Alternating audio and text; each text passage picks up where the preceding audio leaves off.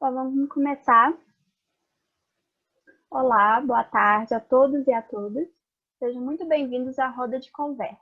Sou Nara, membro da Território, empresa júnior do Departamento de Projetos, e quero agradecer a presença de todos, especialmente das nossas convidadas. Agora eu vou passar a palavra para Beatriz Costa, membro da Território, que irá mediar a roda de conversa desta tarde.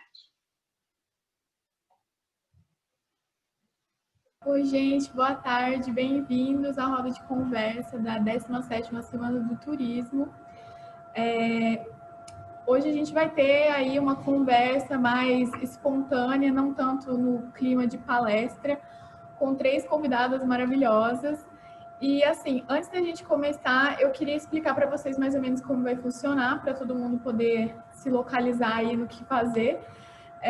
Como eu disse, vai ser uma coisa mais informal. Então, eu vou apresentar aqui as nossas convidadas e eu vou começar a fazer algumas perguntas para elas, para a gente começar aí a discussão. E depois eu vou abrir um espaço para quem quiser conversar, quem quiser mandar suas dúvidas, quem quiser falar alguma coisa, vai estar bem aberto assim, tá, gente, para a participação de vocês. Inclusive, se vocês quiserem abrir as câmeras e ver todo mundo, vocês fiquem à vontade, tá? A gente só vai pedir para vocês, quando vocês quiserem falar alguma coisa, que vocês mandem no chat para a gente poder organizar melhor quem que vai falar primeiro, quem que vai falar depois, para não ter o risco de uma pessoa cortar a outra e a gente conseguir fluir melhor o evento, tá? Então é mais ou menos isso. Vocês podem perguntar o que vocês quiserem também, tá, gente? É livre, é bem à vontade, não importa se é uma pergunta boba ou qualquer coisa assim. Aqui a gente tá para trocar mesmo as coisas, vocês fiquem totalmente à vontade. E se vocês não quiserem falar no microfone, vocês podem mandar as dúvidas de vocês no chat, que a gente vai estar recolhendo e repassando aqui, tá? Então, para a gente começar aqui, a gente pode apresentar aí as nossas convidadas, começando pela Mariane, para elas, pode assim, começar a se apresentar um pouco sobre você, sobre o que você faz e tudo mais.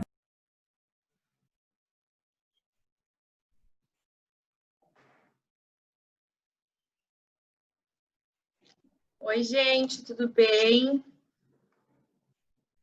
Tá, dá para me ouvir tranquilamente? Dá sim. Tá. Meu nome é Mariane, eu tenho 25 anos, sou aqui de São Paulo, capital, nascida e criada. Sou comissária de bordo, trabalho na Latam já faz quase 7 anos. Comecei como agente de aeroporto lá atrás, e aí eu fui crescendo, até que eu realizei meu sonho de trabalhar como comissária de bordo. Então, fora isso, eu também trabalho com mentorias, preparação para processo seletivo para futuros comissários de bordo, e tudo que diz respeito à profissão em relação a autoconhecimento e desenvolvimento pessoal. Tenho o sonho de ser comissária de bordo desde criancinha. Minha mãe foi comissária de bordo também, então eu tive uma inspiração dentro de casa da prática da profissão.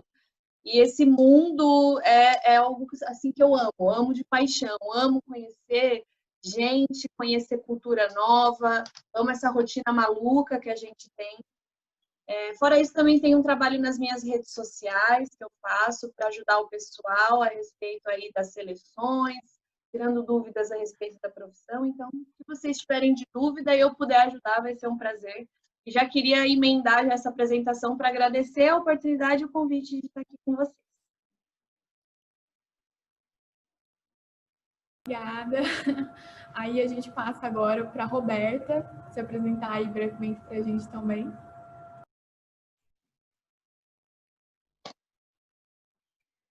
Bom, primeiramente eu gostaria de agradecer o convite de vocês. Tenho acompanhado os seminários, gostaria de parabenizá-los pelo evento, está sendo incrível poder participar. Muito obrigada pelo convite e parabéns pelo evento. Bom, meu nome é Roberta, eu tenho 28 anos, eu sou formada em turismo pela UFMG e eu acho que, como todo estudante de turismo, ou pelo menos a grande maioria dos estudantes de turismo da UFMG, a minha ideia inicial era trabalhar na área de planejamento turístico, só que acabaram surgindo oportunidades na área hoteleira E a minha primeira experiência foi na Accor. Trabalhei no Mercury Lourdes aí de Belo Horizonte durante uns 3, 4 anos. Comecei como estagiária, depois eu fui efetivada. E a minha monografia, ela foi nessa área, né, de hotelaria. O tema foi hotelaria e o revenue management no gerenciamento de tarifas de hospedagem. O meu estudo de caso foi o Mercury Lourdes. Então, logo que eu comecei o meu estágio nessa área hoteleira, eu vi que, na verdade, o meu interesse não estava, né, naquela área de planejamento, né, apesar daquela paixão inicial pela área de planejamento. Em 2015, surgiu uma oportunidade, né, através de uma amiga, me falou sobre as oportunidades em navios de cruzeiro. E aí que eu fui pesquisar sobre como funciona a contratação, quais eram as opções de vagas, e descobri que, na verdade, a grande maioria dessas vagas a bordo são vagas operacionais, diversos setores, né, como governança, na parte hoteleira, ali de recepção, na parte de alimentos e bebidas, na parte de vendas, mas vagas operacionais. O que me desanimou um pouco inicialmente, mas por motivos, obviamente, queria viajar, queria essa experiência internacional, queria conhecer outras culturas, enxerguei ali como uma grande oportunidade, né? Na época eu ainda tinha um inglês básico para intermediário, mas acabei embarcando nessa ideia e enviei meu currículo, fiz o processo seletivo, fui aprovada. Então, atualmente eu trabalho na Royal, e trabalho na parte operacional de alimentos e bebidas, mais especificamente com bebidas, trabalho nos bares, né, dos navios. E estou muito feliz, muito realizada. E, bom, espero que vocês tenham muitas perguntas, porque eu gosto muito de falar sobre isso. Costumo receber muitas perguntas. O que me chateia um pouco é que, geralmente, as pessoas que começam a procuram isso como sendo uma última alternativa, como, nada deu certo, vou partir para isso, vamos ver quem sabe. Sendo que é uma área muito promissora, ela oferece uma oportunidade de crescimento lá dentro, apesar das dificuldades que a gente enfrenta por ser brasileiro, por ser mulher, entre N fatores, que depois, se vocês tiverem interesse, a gente pode conversar sobre isso. Mas é uma área muito interessante, com contato direto com o turista, com o turismo, e a oportunidade de ver como isso funciona a nível mundial, global, é muito interessante. Então, espero que vocês tenham muitas perguntas. Obrigada, Roberta. Agora, por último, né, mas não menos importante, a Jéssica aí para fazer a sua apresentação. Bom, boa tarde a todos. Muito obrigada pelo convite. Fiquei muito feliz com o convite da UFMG, de vocês, para participar. Eu sou formada em turismo também. Eu sou do interior de São Paulo, uma cidade pequenininha chamada Tietê. E eu sou formada em turismo pela FATEC São Paulo, então, capital. Lá eu comecei o meu primeiro estágio, o meu primeiro trabalho que eu fui efetivada foi no setor de eventos, na cidade de São Paulo mesmo. Trabalhava numa empresa que fazia grandes congressos. Então, congresso médico, de arquitetura, enfim, eu cuidava da parte de inscrições. Então, tinha o contato direto com o cliente, direto com a pessoa que ia participar do congresso, era bem bacana. E por motivos, enfim, financeiros e pessoais, eu tive que voltar para a minha cidade. E lá eu comecei a pesquisar vagas na área de turismo, que eu pudesse trabalhar mais perto de Tietê. E eu consegui entrar no Fasano Boa Vista, que é um dos hotéis do Grupo Fasano, que fica no interior de São Paulo, na cidade de Porto Feliz, que é uma cidade pequena também, e é um hotel de campo. Eu entrei lá em 2014, hoje eu tenho 29 anos, então eu entrei com 24, 25, e eu comecei como recepcionista. Nunca tinha pensado em trabalhar na hotelaria, foi assim uma oportunidade que surgiu e eu falei, vamos lá, vamos tentar. E eu me apaixonei de cara, de ter a oportunidade de conhecer pessoas diferentes, pessoas de vários várias regiões, ter contato com outros colaboradores, né, outros funcionários que têm uma história parecida ou um caminho assim no turismo, na hotelaria, que vislumbram outras coisas. Isso foi um grande aprendizado. Lá eu entrei como recepcionista, depois eu passei para supervisora de recepção, depois coordenadora de recepção, gerente de recepção. E em 2016, na temporada de 16 para 17, eu tive a oportunidade de fazer a reabertura do Fasano Punta del Este, então fazer uma reimplantação com foco na recepção, foi bem bacana. Então, levar todos os procedimentos, de treinar uma equipe nova, num país diferente. Então, foi um grande aprendizado.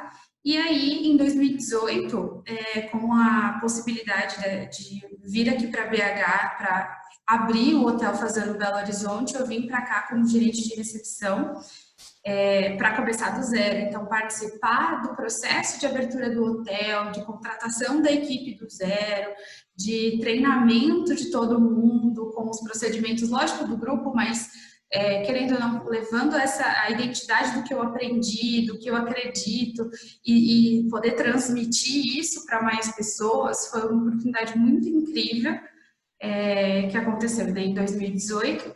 E hoje eu sou gerente de hospedagem aqui no Fasano Belo Horizonte, sou responsável pela operação do hotel como um todo. E a gente está preparando para a reabertura. Então, agora, por conta da pandemia, o hotel fechou temporariamente e a gente vai reabrir amanhã. Então, eu estou aqui no dia anterior a uma grande estreia de novo, tá? Então, estou compartilhando com vocês uma grande aventura e compartilhando também com um monte de gente da equipe que está super disposta, super disponível. É muito bacana trocar conhecimento, cada um colabora com um pouquinho, e ter essa oportunidade de compartilhar com vocês que são da área de turismo, e eu espero, como a Roberta, como a Mariane falaram, que vocês tenham perguntas da área da hotelaria, que é diferente, né? As pessoas que estão de fora não fazem ideia como é uma rotina de um hotel, como é uma rotina de navio, como é uma rotina dentro de um avião. É muito diferente, né? De escritório, de que a gente imagina. E, enfim, estou aberta aí para responder o que vocês perguntarem e estou muito feliz de estar aqui hoje numa data que para mim é muito, muito importante, muito feliz. Aí fico feliz de compartilhar com vocês todos. Obrigada, Jéssica. A gente que agradece você por ter aceitado o nosso convite, né, e poder compartilhar isso com a gente também. Eu acho que, assim, para a gente começar aí uma conversa sobre isso, eu também sou do interior de São Paulo e fui para BH estudar e tudo mais, mas eu acredito que muita gente do curso é de BH mesmo ou dos arredores. Então, assim, como é que é para vocês essa questão de sair do seu lugarzinho ali que vocês cresceram para começar a trabalhar em outros lugares, principalmente aí a Mariane, que trabalha como comissária, sabe? De ter que estar constantemente aí viajando. Como que é essa sensação para vocês? Aí vocês podem, cada uma, responder na ordem que quiser. Bom, eu posso começar, ou Mariane, tudo bem. Vou falar da minha parte, que eu estou aqui em BH, como você disse, você também é do interior de São Paulo. Eu saí de casa com 18 anos, na verdade. Eu sou de uma cidade bem pequenininha, então Tietê está a 170 quilômetros de São Paulo, capital. E com 18 anos, eu fui para São Paulo para fazer faculdade. Como a FATEC é uma faculdade pública, então eu fui para lá. E então eu tive que aprender a me virar sozinha com 18 anos. Foi puxado, acho que todo mundo que sai de casa tem aquela rotina de estudar. O curso é do meio do dia, então ou você estuda ou você trabalha, é difícil conciliar no primeiro momento com o estágio, mas foi um grande aprendizado. Eu sempre falo que eu saí de casa uma pessoa e cheguei em São Paulo outra, porque não tem como você não aprender as coisas como o dia a dia. Lembrando que há 11 anos atrás, quando eu comecei a faculdade, não tinha internet no celular, não tinha Google Maps, não tinha Waze, não tinha Uber. Então, assim, eu ainda tinha internet, lógico, em casa. Então, você pesquisava tudo lá antes de sair, né? Planejando a minha viagem, porque eu morava numa cidade que é periferia de São Paulo. Eu morava em Carapicuíba, para quem conhece, ou quem não conhece. É como se fosse aqui BH e, sei lá, depois de Contagem, né, longinho. E então eu anotava tudo, como era a rotina, onde descia do ponto do trem, onde trocava da linha do metrô, para não me perder. E lógico que 2 vezes que você faz isso, você já acostuma, então foi um grande aprendizado. E tem a parte de família, né? Que você tá lá em casa. Eu morava com os meus pais, eu tenho um irmão mais novo, e morávamos nós 4, e de repente eu tô lá sozinha. Eu morava com uma tia, mas ela tinha a rotina dela, a gente, tipo, era roommates. Então, isso é um grande aprendizado. Eu acho que é uma oportunidade única na vida da gente aprender a se virar sozinho, aprender a fazer as coisas por si próprio, ter opinião, ter o poder de decisão. Então, foi muito importante. E depois eu fui morar em Sorocaba para poder trabalhar no Fazano Boa Vista. Então, lá eu já fui morar sozinha, só que um pouco mais perto da minha família, era só 60 quilômetros. Vida de hoteleiro, igual das meninas também, é uma rotina diferente, com horários peculiares. Então, às vezes eu ia visitar minha família, tipo, segunda-feira à noite, terça-feira de manhã, era a hora que dava, mas também foi ótimo. E o mais distante que eu fui agora, né, nesse momento que eu estou aqui em BH há 2 anos, vim de mudança, vim com meu carro e minha mudança dentro em 2018, sem conhecer a cidade. Fiquei no Airbnb por 2 meses até alugar o meu apartamento. Então, foi uma grande oportunidade também de conhecer a cidade, de entender o que é perto, o que é longe, onde funciona, onde não funciona, e de aprender a me virar sozinha mais ainda, né? Longe, sem conhecer as pessoas, sem conhecer a rotina da cidade, o trânsito. Mas eu acho que isso que a gente, que é do turismo, a gente vivendo um pouquinho de turista, só que onde você vai morar, né? Então, aquela sensação gostosa de chegar num lugar novo, que você está indo para passear, eu tive quando eu cheguei aqui, só que descobrindo onde eu queria morar, né? Onde eu queria viver. Isso foi muito enriquecedor. E conhecer, né, as pessoas daqui, os mineiros são muito acolhedores, então eu me senti super acolhida, muito receptivos todos.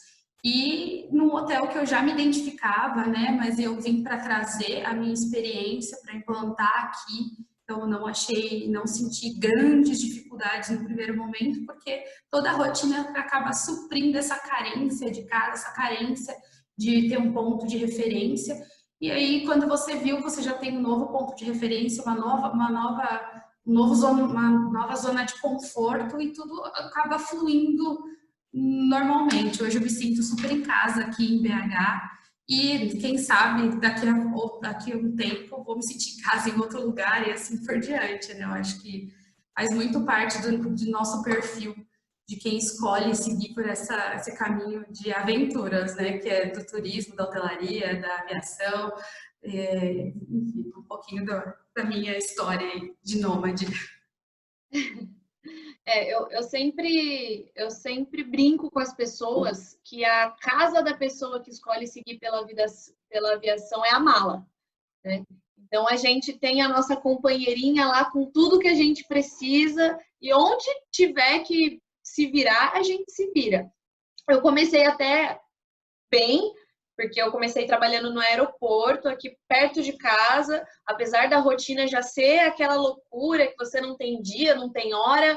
Na hora que precisa, você tá lá, não importa se é noite, se é madrugada, se é final de semana, se é Natal, se é Ano Novo, né? Mas aí, quando eu passei para comissária de bordo, só tinham vagas para ser base Brasília. Então, eu que sempre estava aqui em casa, tranquila, trabalhando, né? Já acostumada com essa rotina, ainda tive que ir embora do dia para a noite, com tudo também de mudança. Eu achei muito interessante o que você falou, porque apesar de eu ter pegado uma era muito mais facilitadora, né, digamos assim, que já tinha um Waze, um Google Maps, um Uber e tudo mais, é muito engraçado quando você sai, você tem que estudar uma cidade. Você fala, meu, onde eu tô? O que eu posso fazer?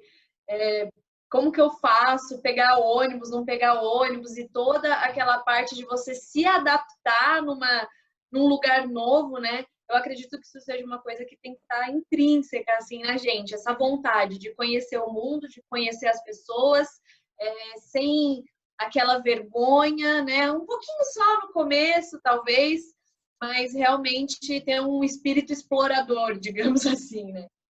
E aí, desde que eu fui pro voo, essa loucura de vida, vai para Brasília, volta para São Paulo, vai para Brasília, volta para São Paulo. Agora, eu tenho meu filho, muitas pessoas me perguntam, nossa, mas quem é na aviação não pode ser mãe, não pode casar, não pode ter nada, e não é nada disso, não tem nada a ver. A gente consegue levar uma vida normal, entre aspas, né?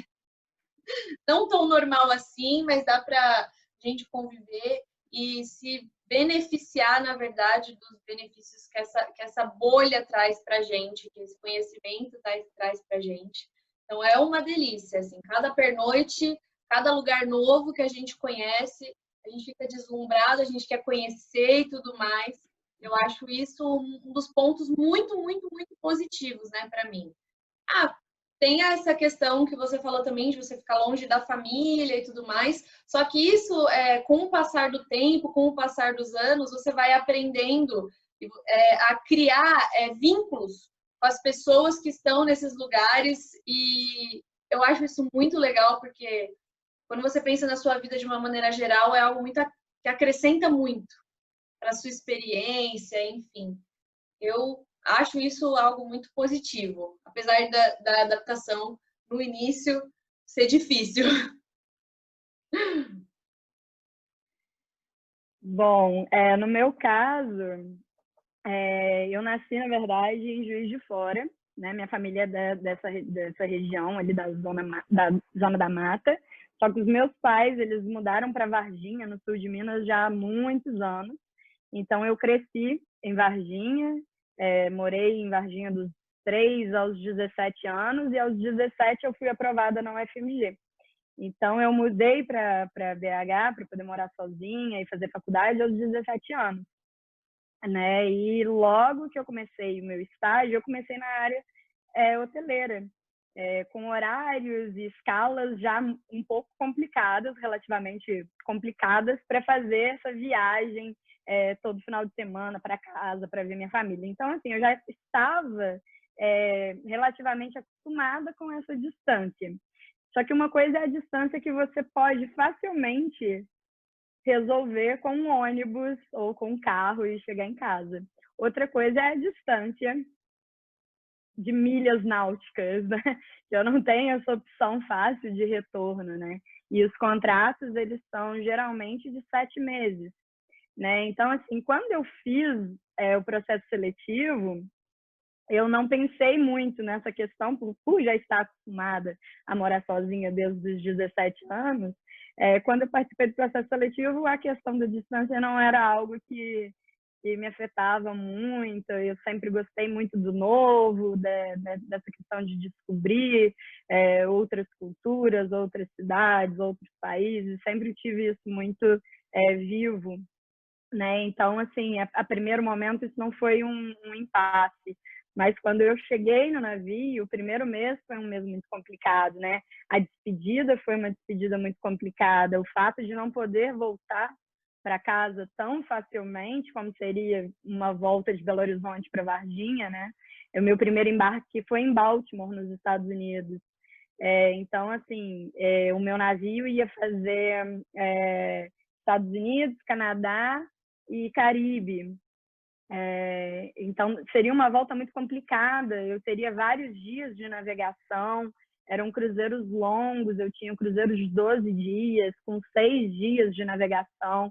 Ou seja, se acontecesse alguma coisa aqui, apesar de telefone, de internet, não me ajudava muito, eu não iria conseguir estar com a minha família, né? Então, o primeiro mês de adaptação foi um mês muito complicado. Mas a partir do momento que você consegue se adaptar, né? Você tem essa barreira linguística, tem a barreira cultural, então, assim, são vários pontos que a princípio você acha que vai ser muito fácil, mas que na prática, às vezes, por mais que você esteja preparado, não é tão simples assim.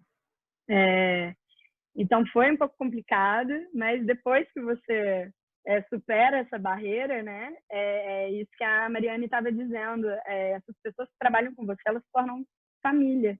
Você passa tanto tempo a bordo, embarcado, e essas pessoas, elas se tornam parte da sua família, né? Então você conhece a família dela em terra. A gente brinca que que a gente tem duas vidas, a gente realmente vive ali dentro numa bolha, né? Então essas pessoas se tornam muito próximas. É uma experiência muito, muito incrível, né? Fora a oportunidade de, a cada porto, você poder conhecer uma localidade, uma cultura, estar inserido ali a várias outras experiências, né? Então, foi muito bacana a partir do momento que eu consegui superar esse impacto inicial, né? Essa barreira inicial.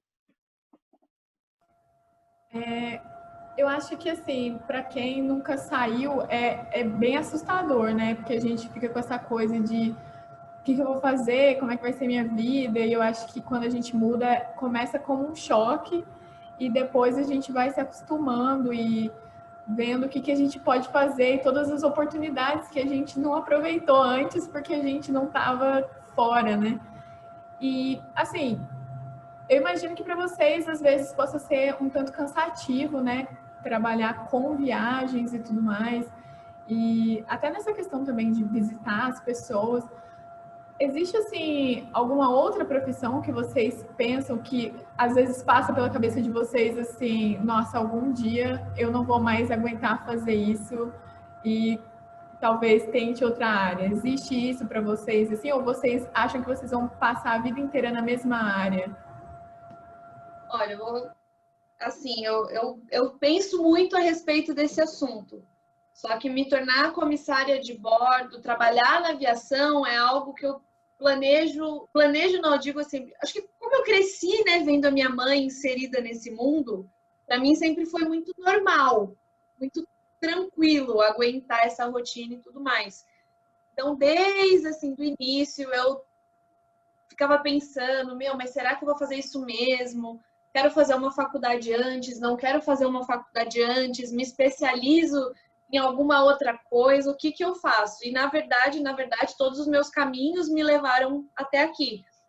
Então, eu já, antes de entrar na Latam, foi meu primeiro emprego registrado, eu entrei exatamente com 18 anos, né, na Latam. E antes disso, eu já trabalhei como professora de inglês, trabalhei como fotógrafa, animadora de festa, maquiadora, tudo que vocês imaginarem, eu já passei. Primeiro, para ter experiência com o público, né, que é algo muito importante na minha profissão. E segundo, porque eu queria me encontrar. Mas realmente, hoje, eu não consigo enxergar outro caminho para mim. Com essa pandemia que vem acontecendo, essa reflexão surgiu novamente na minha cabeça. Só que, assim, se algum dia eu deixar de ser comissária de bordo, eu não quero deixar de trabalhar nessa área. Então, seja continuando as minhas aulas de inglês, sei lá, focado para aviação, seja continuando essa mentoria que eu faço para pessoas que estão interessadas em entrar nessa área. Eu posso até deixar de ser comissária algum dia, mas eu acredito que vai ser para seguir um caminho parecido, só que em terra, digamos assim. E aí eu tenho estudado, né, pensando nessa segunda opção, né? As pessoas sempre me perguntam, nossa, mas eu preciso ter um plano B e tudo mais, e todo mundo tem que ter um plano B, né? Porque o mundo é assim, ele vai girando, girando, girando, uma hora você tá lá em cima, outra hora a sua área não tá tão legal assim, e você tem que saber, você tem que ter aquela resiliência, né? E então, só que para mim, o meu plano B tá dentro da aviação. Então, eu não me imagino fazendo algo muito diferente disso, não.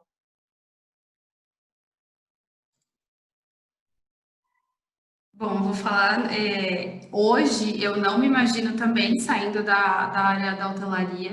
Eu acho que eu gostei tanto no começo e vi oportunidade de aprender cada dia mais e conhecer cada dia mais um hóspede diferente, uma empresa diferente, uma rotina diferente, que eu não me vejo saindo. Lógico que com a pandemia agora, como a Mariane falou, dá uma insegurança, porque a gente não tem certeza de como o turismo vai reagir, como serão os próximos passos, né? Se todo mundo vai voltar a viajar, vai voltar a fazer evento, vai voltar, não sabemos. Então, mas eu gosto muito de lidar com pessoas. Então, o meu foco, se eu sair um dia da hotelaria, porque eu acho que as coisas mudam, né? A gente vai mudando de pensamento conforme a gente vai tendo outras experiências, eu nunca vou deixar de trabalhar com pessoas.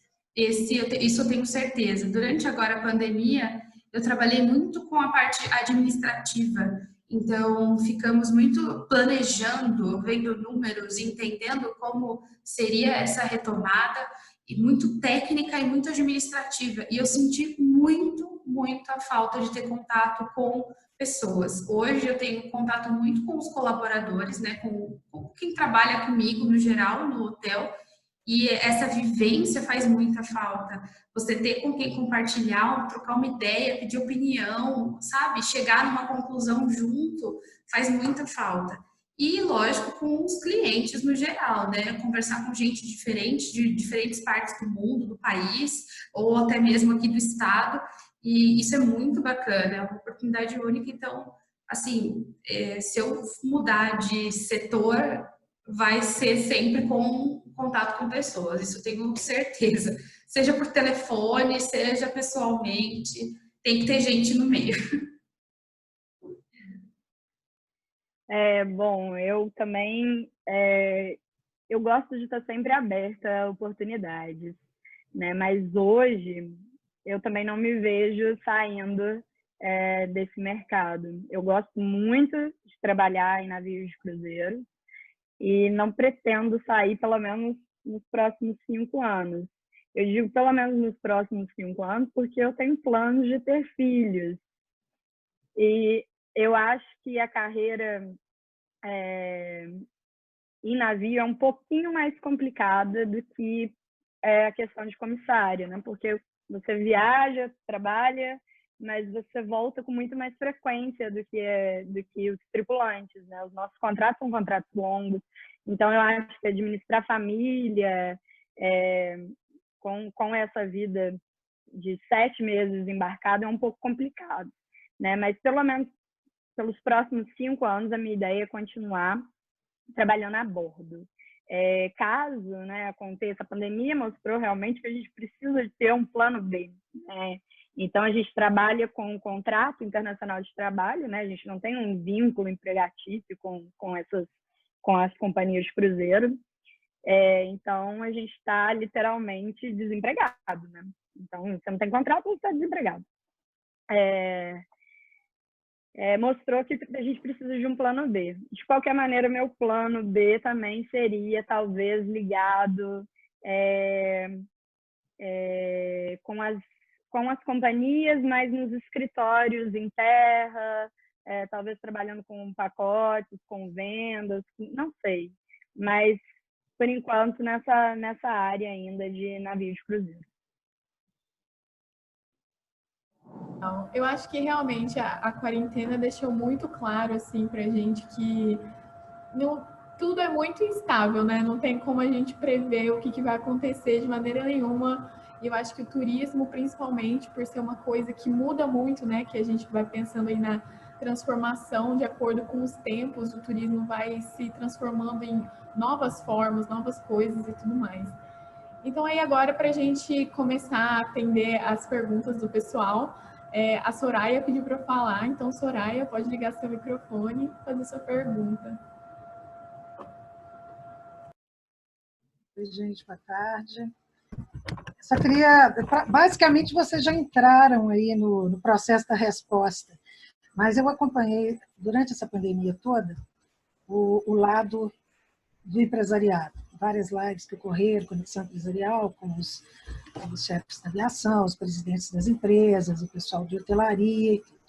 Então, eu queria ouvir agora por parte de vocês já começaram preparar a resposta, mas um pouquinho mais aprofundada da seguinte maneira: quais são as expectativas e receios de cada um? Visto que, por exemplo, a Jéssica, a turma do Fazano, está reabrindo, está retomando agora essa questão no momento que não está tendo nem o maior foco deles, que é turismo de negócios.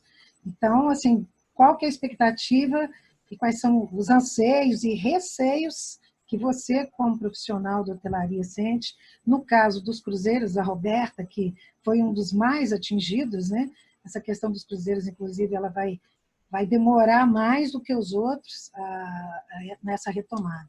E no caso da Mariane, né, que é comissária, os voos já recomeçaram, mas a gente sabe que houve um prejuízo muito grande dos aviões parados nos aeroportos e muitas demissões de maneira geral aí nas 3 áreas. Só para saber um pouco, assim, como é que está sendo essa retomada para vocês como profissionais, como pessoas também, né? Receios e expectativas. Bom, para mim, da parte de hotelaria, está sendo um grande aprendizado de readequar toda a nossa infraestrutura física, nosso speech, tudo que a gente fazia com uma série de novos protocolos. Então, eu acho que aqui a gente tem todo um condicionamento, já que é nosso, brasileiro, e aqui mineiro também, que é de ser muito receptivo, caloroso, e a gente tem essa coisa de sempre estar próximo das pessoas fisicamente, né?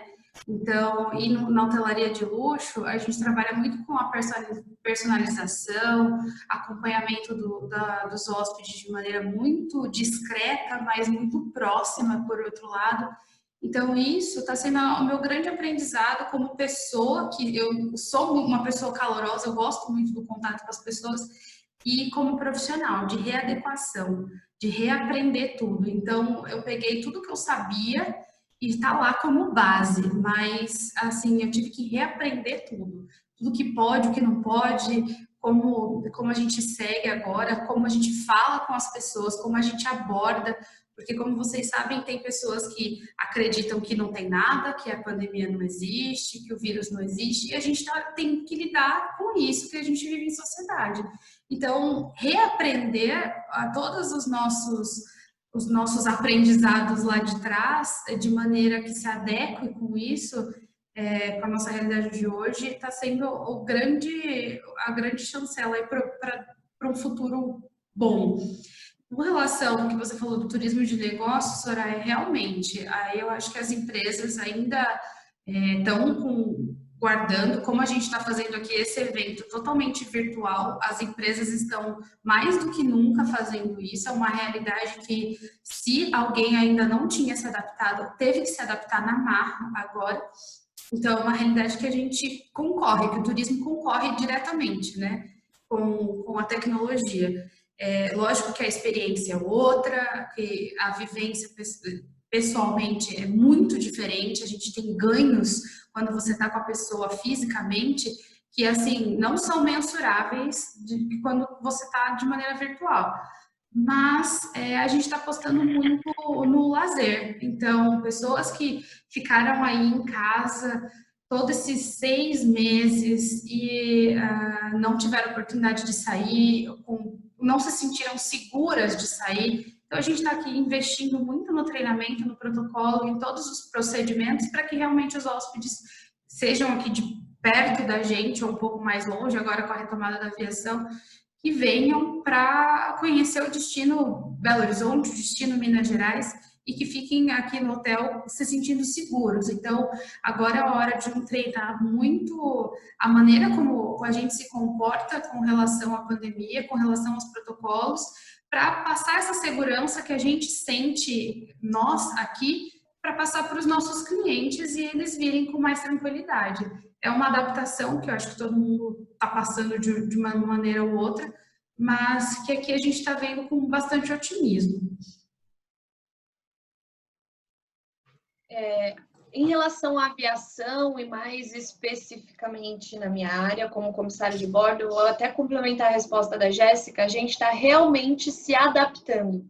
Então, é exatamente isso que ela falou. Tudo aquilo que a gente já tinha aprendido, escrito, by the book, que a gente estava acostumado a fazer está mudando, desde da nossa higiene pessoal até, por exemplo, a maneira que eu passo uma maquiagem, porque eu preciso usar máscara, porque, enfim, tudo, absolutamente tudo mudou.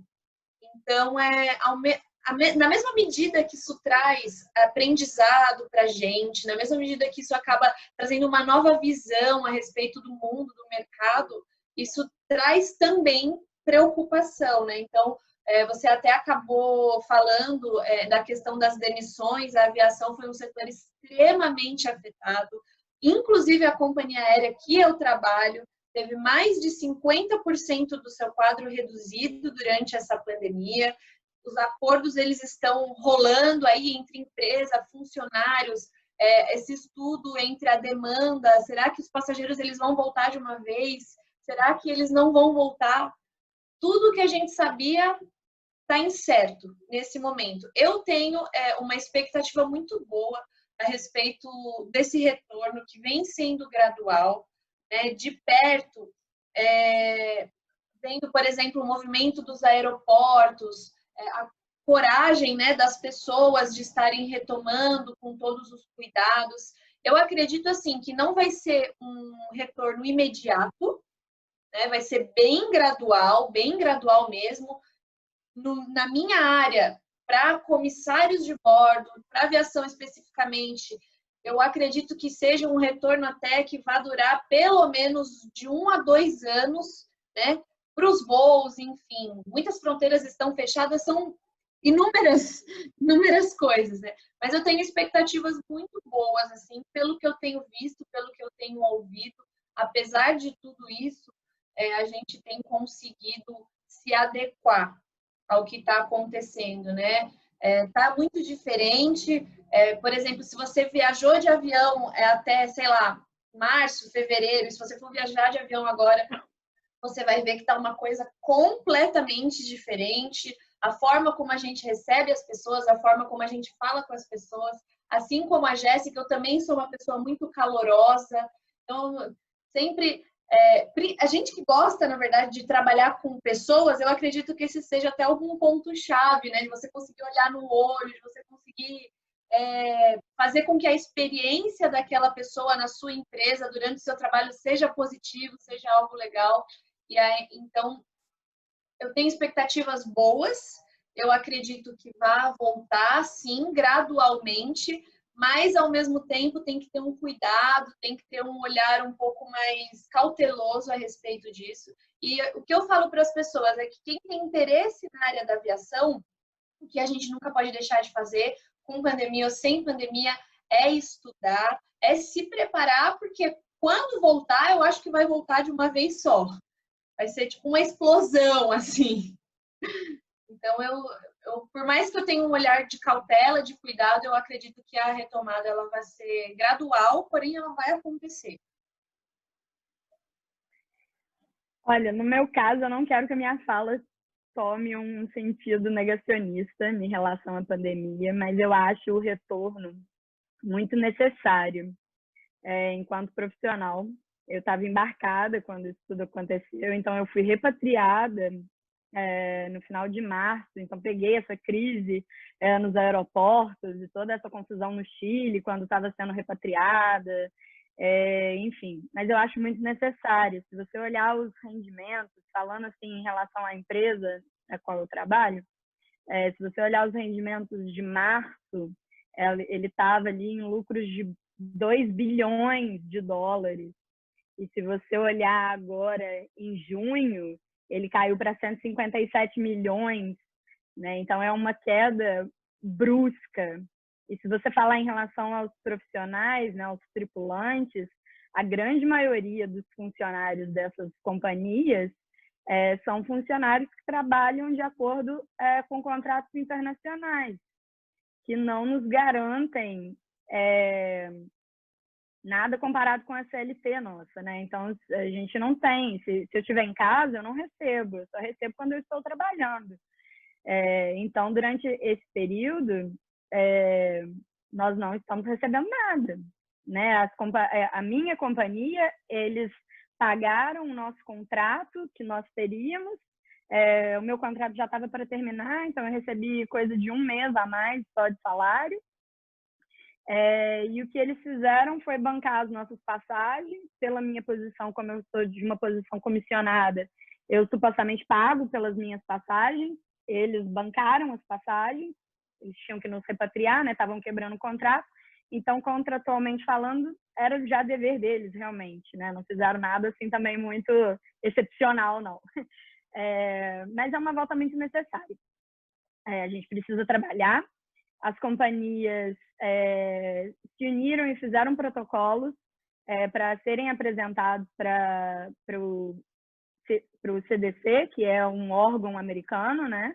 Na tentativa de voltar a operar em águas americanas. E esse protocolo também foi apresentado na Europa e alguns países aprovaram, tanto é que a MSC já retornou à operação, já está 1 mês e meio trabalhando. Eles já estão no sétimo cruzeiro já. Os protocolos têm funcionado, né? Eles estão assim muito otimistas e eu também estou muito otimista, né? Já que está dando certo para eles, é uma companhia tão grande quanto a minha, com navios tão grandes quanto, e os protocolos estão funcionando, são protocolos rígidos. Não que eu apoie essa volta, vamos todo mundo, vamos viajar e vamos fazer turismo, que é muito seguro. Não é isso, mas é muito necessário para a gente voltar a operar. Tanto quanto nós profissionais, quanto para a companhia, quanto para as empresas. Né? Eu acho que tem que ser um turismo consciente, turistas conscientes, pessoas conscientes da situação que a gente está, que não é uma situação normal, mas se adequar aos novos protocolos. São protocolos que garantem, o protocolo é muito grande, depois para quem tiver interesse eu posso até tentar disponibilizar o link para vocês.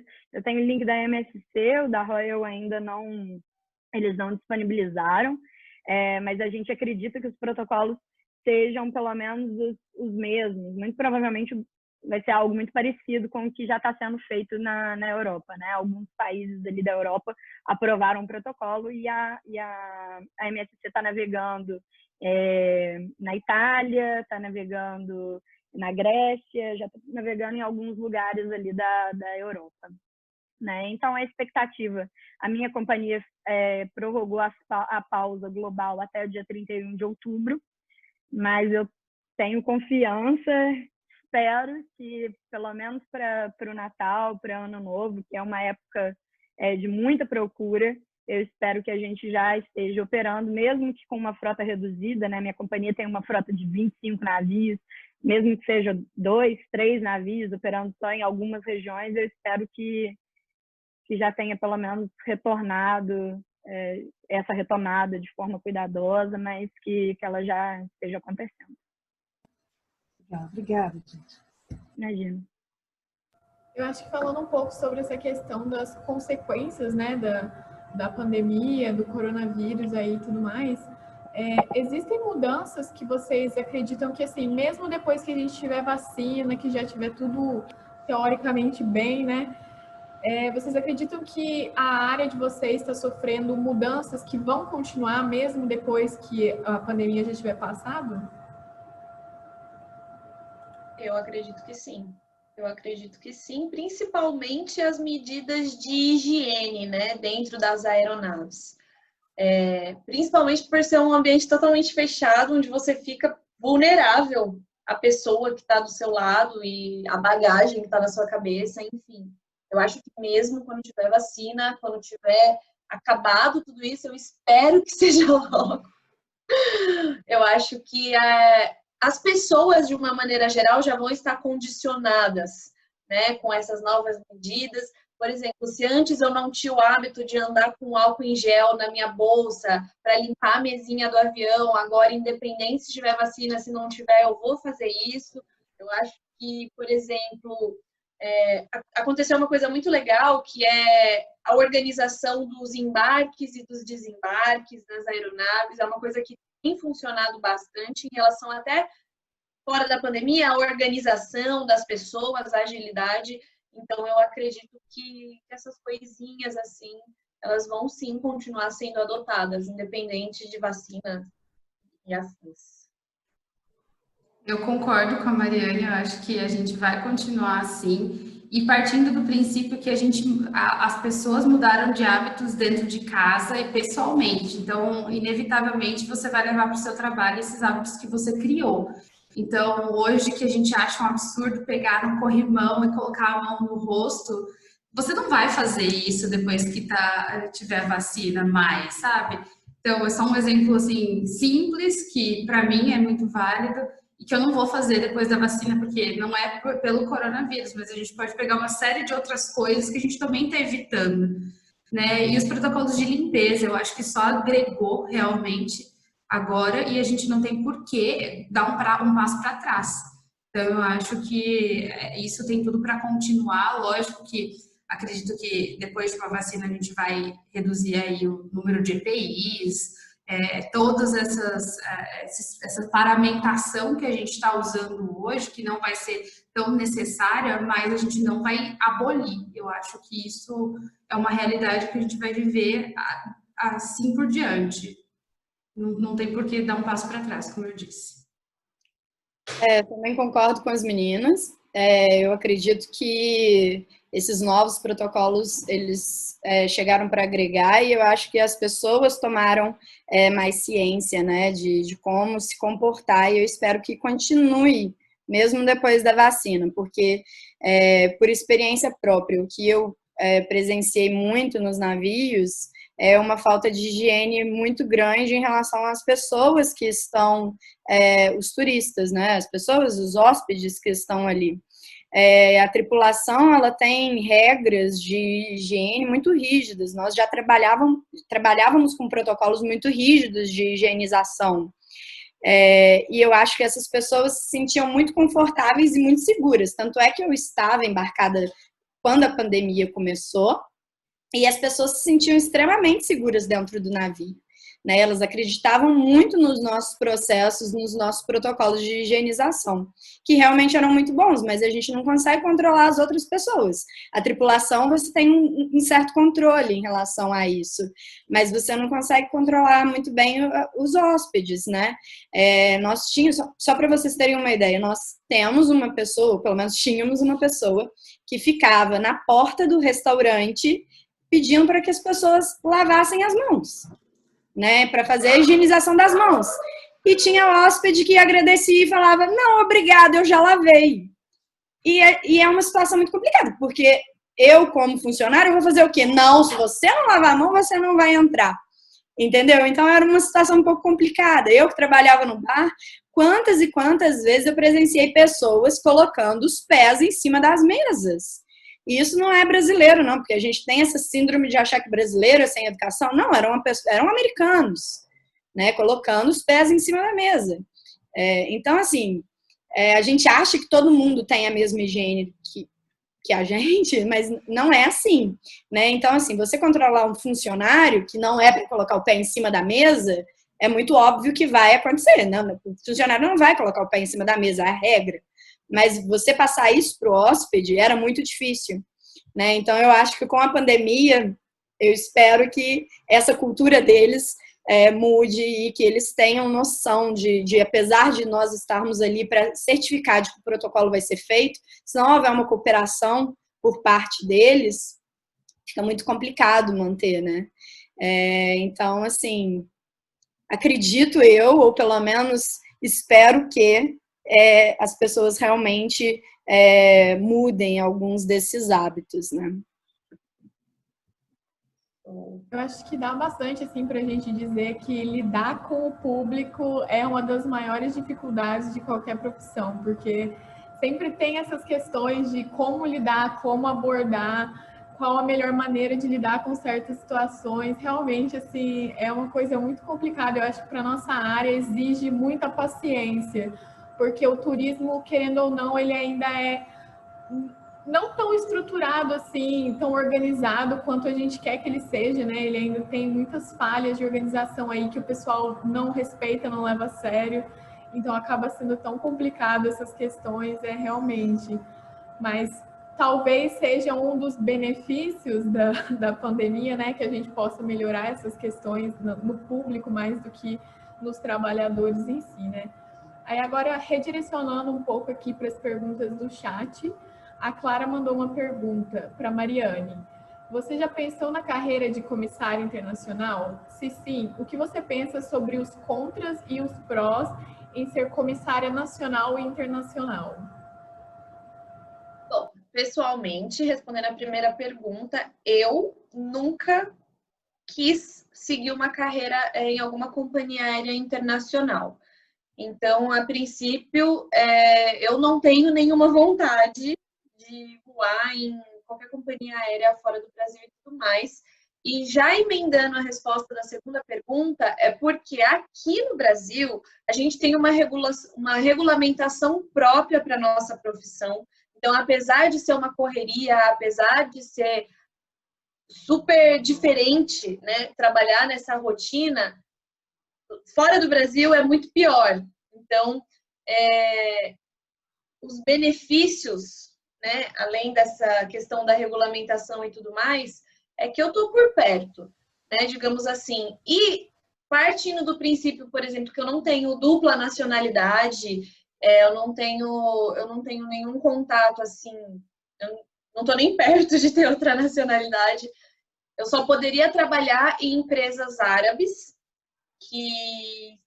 árabes assim, dos Emirados, né? Emirates, Qatar, Etihad, se eu não me engano, também contrata brasileiros. E eu não conseguiria me adequar ao padrão que essas empresas exigem. Ao padrão que eu digo é padrão estético mesmo. Por não terem nenhuma regulamentação específica da profissão, geralmente essas empresas dos Emirados, elas seguem o que é lei deles, para dentro da companhia.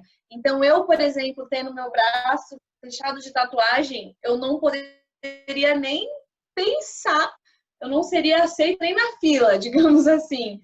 Então, eu acho isso muito pesado para mim, é algo que não me olhos, perder minha liberdade a esse ponto. Porém, em contrapartida, com toda certeza, se você for trabalhar como comissário internacional nessas companhias, você, além de ganhar um salário muito maior do que é a média dos comissários aqui brasileiros, você vai ter a oportunidade de conhecer muito mais lugares, né? Porque acaba que são empresas muito maiores, que vão para todos os continentes, enfim.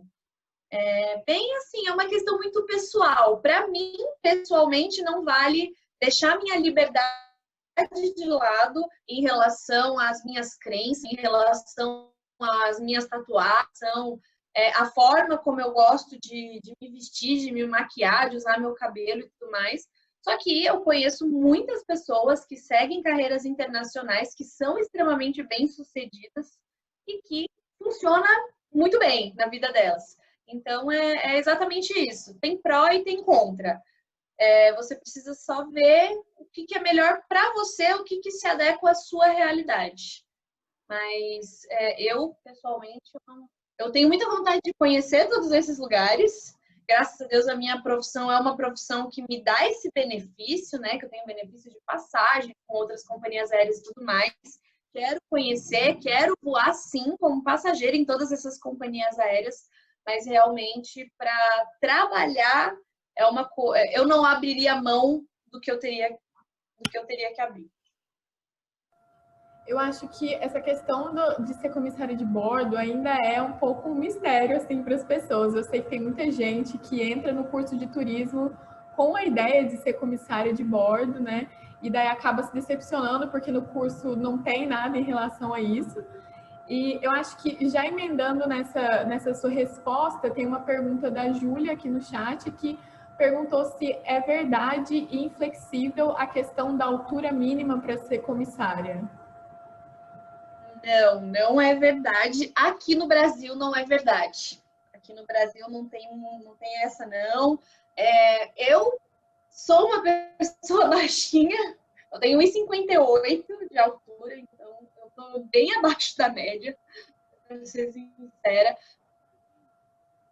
Isso, agora, como eu falei, nas empresas internacionais, realmente, por trabalharem com aviões maiores, acaba sendo necessário ter esse pré-requisito de altura mínima. Se eu não estou enganada, acho que 1,60 ou 1,65 a altura mínima. Você tem que alcançar de braço levantado 2,20 metros. Mas em relação, por exemplo, a equipamento de emergência, que fica na parte de cima dos aviões deles, enfim. Não é só pela questão estética, é por uma questão de segurança de voo mesmo. Então, aqui no Brasil, não tem essa não, tá tudo bem ser mais baixinha. Você diria que nas companhias aqui do Brasil existe alguma, né, que tenha pré-requisitos que sejam estéticos, que eles dão prioridade para alguma questão estética? Não, aqui no Brasil não mais. Há muito tempo atrás, há muito não, 10 anos atrás não é nem tanto tempo assim. Mas se eu colocar assim uns 10 anos, 15 anos atrás, isso era bastante discutido dentro das companhias aéreas. Na verdade, como a aviação aqui no Brasil começou como um artigo de luxo, digamos assim, os empregadores eles sempre buscavam por aquelas pessoas padrãozinho. Por exemplo, a TAM, né, antes de ser a TAM, era a TAM, no início só contratava meninas.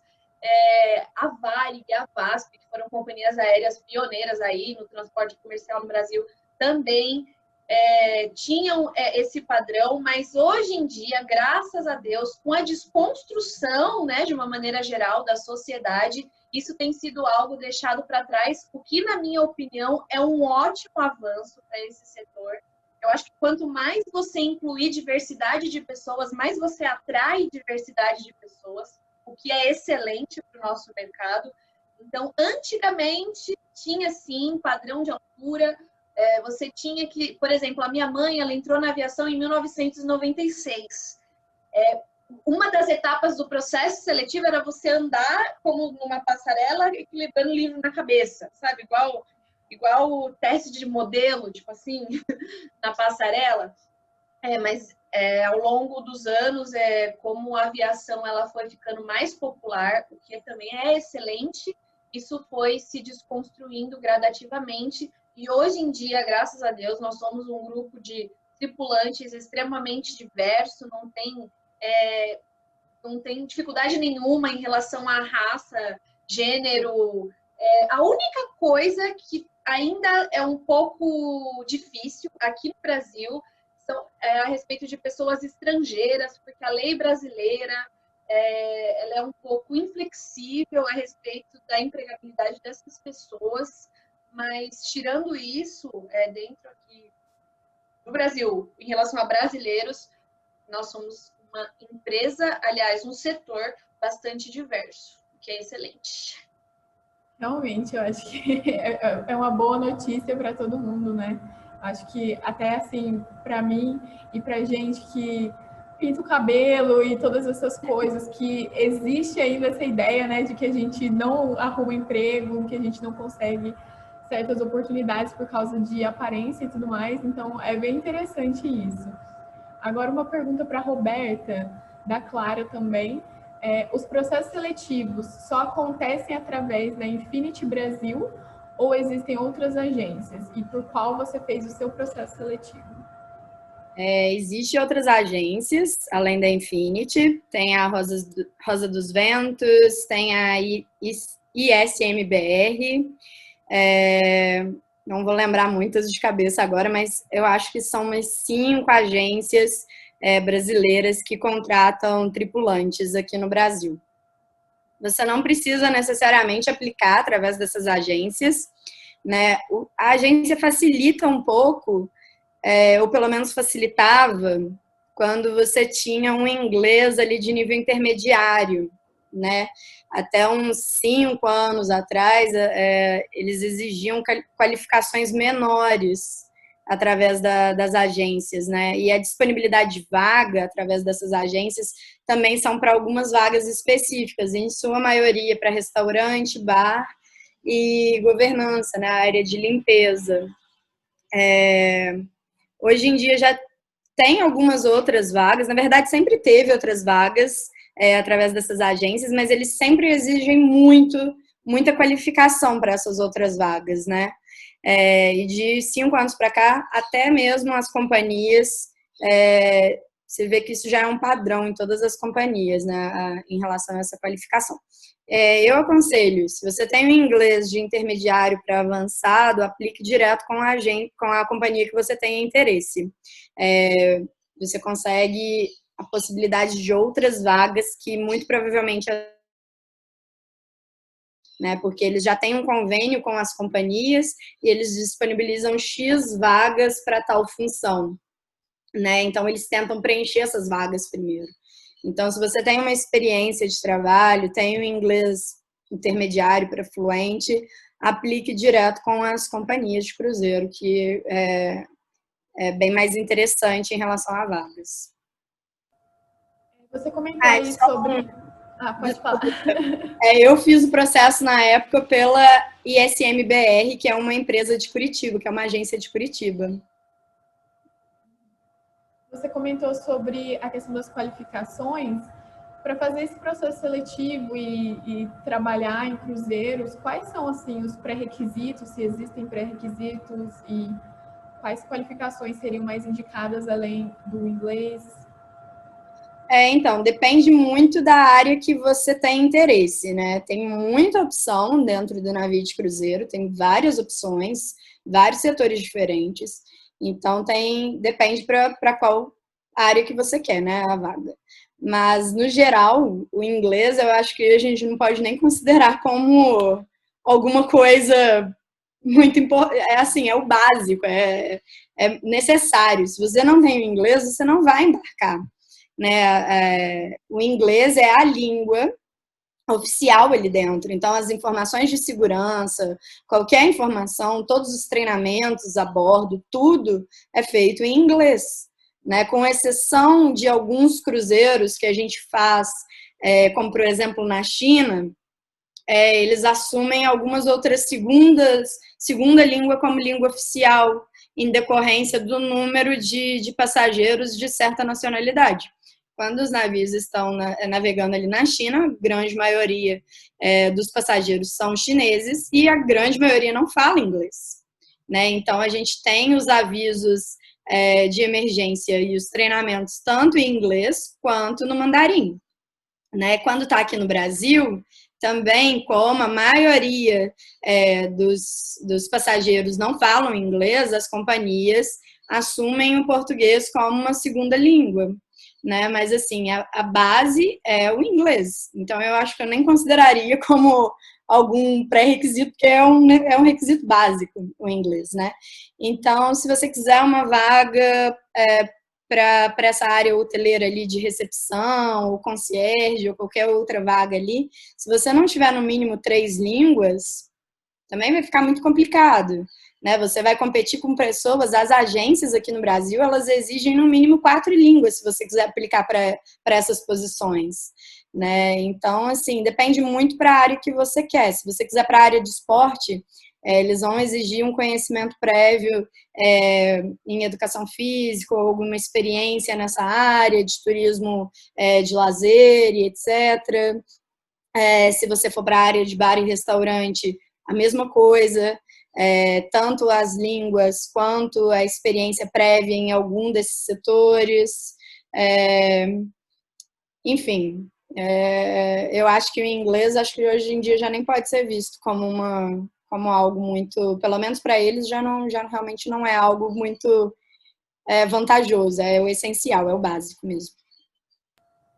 Dá para ver, assim, que na questão dos cruzeiros, tanto quanto da aviação, é basicamente uma obrigação se envolver com essas línguas e mais até, né? Que é uma coisa que eu acho que a gente não tem muita clareza sobre. Eu acho que durante a vida, não vou nem dizer a faculdade, mas durante a vida, a gente acha que aprender o inglês é o suficiente. E claramente nessas áreas é o mínimo do mínimo que é esperado, né?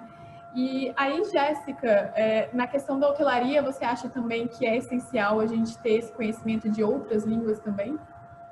Com certeza. Acho que a gente restringe muito o nosso atendimento se a gente não tiver. Não é uma possibilidade. O inglês, assim como na aviação, como nos cruzeiros, é o mínimo. Então, aqui a gente atende muito, aqui na hotelaria, a gente atende muito hóspede que vem a negócios, a lazer, e assim, a gente tem que ter um elo de ligação de alguma maneira. E o inglês, muitas das vezes, é esse elo.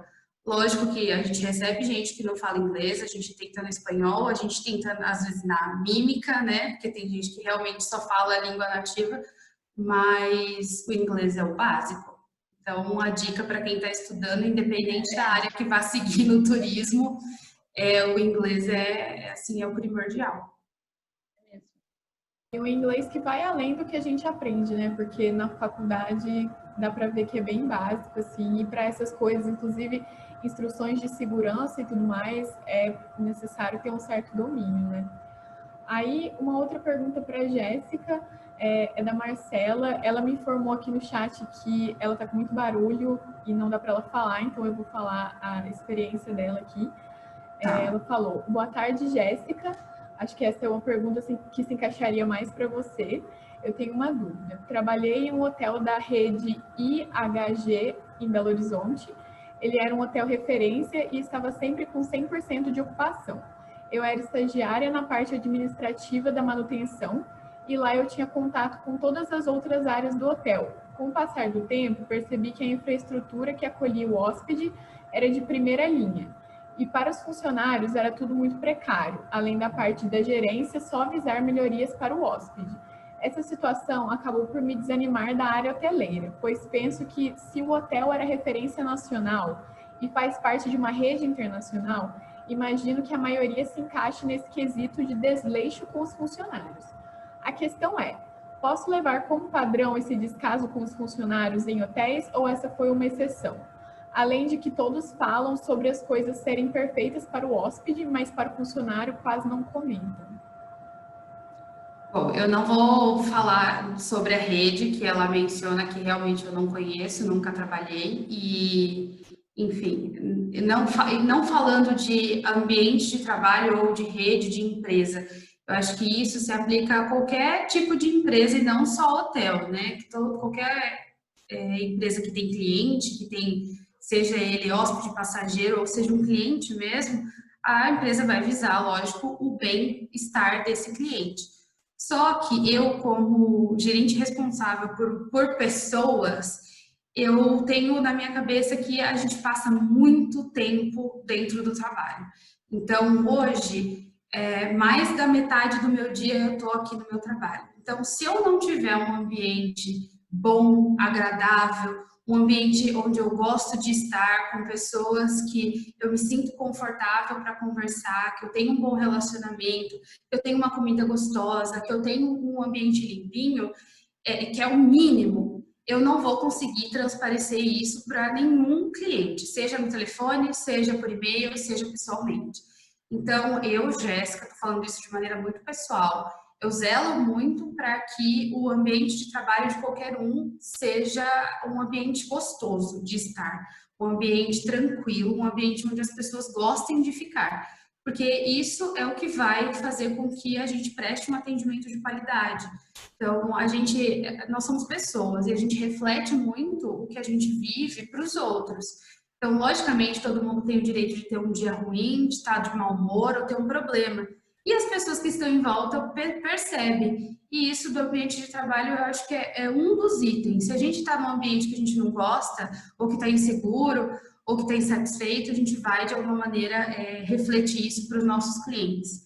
Quando a gente está pensando na qualidade final para o nosso cliente final, a gente tem que começar da base. Então, começar do bem-estar do nosso cliente interno, que são os funcionários. Então, eu não sei se a maioria das empresas ou a maioria dos hotéis, não posso dizer estatisticamente, eu vou falar o que eu penso. Eu, como responsável por um setor e responsável por pessoas. Então, eu acho que começando sabendo o nome das pessoas, sabendo o que elas fazem, sabendo a rotina delas, trocando uma ideia sempre que possível, ouvindo opinião. Então, se alguém tem alguma reclamação, uma sugestão, um elogio, enfim, eu acho que a gente que está responsável por algo tem que sempre estar muito aberto a ouvir as pessoas que estão nesse ambiente para sempre melhorar e fazer com que a gente trabalhe sempre num ambiente confortável para esse sentimento que a gente tem internamente floresça para os clientes, que é a ponta, né, o ponto final. A gente pensa assim também na questão de empresas, né, empresas no geral que lidam com turismo. Quando a gente pensa nesse turismo muito grandioso e tudo mais, tem essa ideia ainda de que é tudo feito muito sem cuidado com os funcionários. O clima empresarial, né, é uma coisa que vem sendo desconstruída ao longo dos anos, porque antes era muito mais rígido, muito mais cansativo, muito mais precário, e que eu acredito que em todas as áreas essa relação empresarial tem mudado. Agora, assim, puxando um pouco para a questão da empresa júnior, né, da Território, na universidade a gente vê um pouco disso, quando a gente tem esse ambiente empresarial que a gente preza por tentar causar uma diferença nisso, né, de não deixar um ritmo maçante, de que os membros se conheçam, que eles tenham uma boa relação. Eu acho que isso vai, não de uma área específica, né, como a gente pode ver, não é a rede hoteleira como um todo, alguns casos, mas vai de quem quer promover isso, quem quer promover esse bem-estar para os funcionários. Eu acho que na Território a gente aprende um pouco também a lidar com essas questões de como construir um ambiente saudável para os funcionários, para os membros. E realmente, assim, é uma questão que ainda está em construção na sociedade, né? Agora, posso complementar? Pode. Na verdade, eu queria só contar uma curiosidade a respeito da área da aviação, do comissário de bordo. Nosso ambiente de trabalho, ele é super controlado a respeito disso que a gente está discutindo agora, por conta da segurança de voo. Então, é essencial que as pessoas que estão trabalhando dentro dessa área se sintam bem, se sintam capazes, se sintam felizes, em primeiro lugar, para poder garantir a qualidade, né, para o cliente final, como disse a Jéssica. Você só consegue transparecer aquilo que você está vivenciando. E no caso, por exemplo, dos comissários de bordo, a gente precisa sempre manter a comunicação, manter o astral, digamos assim, da equipe, para que o nosso voo seja 100% seguro. Porque eu não posso, por exemplo, estar dentro do avião e ser uma comissária distraída que, de repente, em algum momento, por um problema de comunicação, por um problema com a equipe, deixar passar um sinal que o avião me dá, por exemplo, de que a gente pode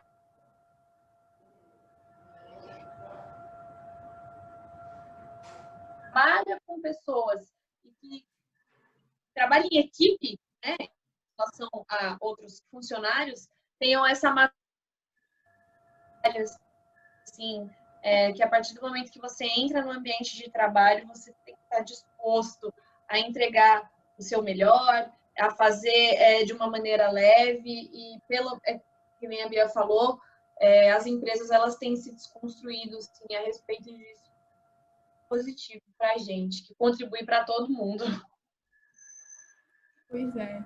Mário, eu queria só te informar que a sua chamada está um pouco assim falhando. Dá para entender, mas ela está cortando um pouco aqui para mim. Então, assim, só um aviso.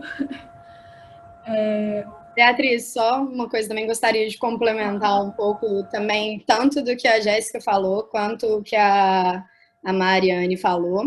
Eu trabalhei no setor hoteleiro, né? E ambas as empresas que eu trabalhei foram empresas que foram reconhecidas como sendo uma das melhores empresas para se trabalhar no mundo, né? Eu trabalhei na Accor, tive uma excelente experiência no Mercury aí de Belo Horizonte,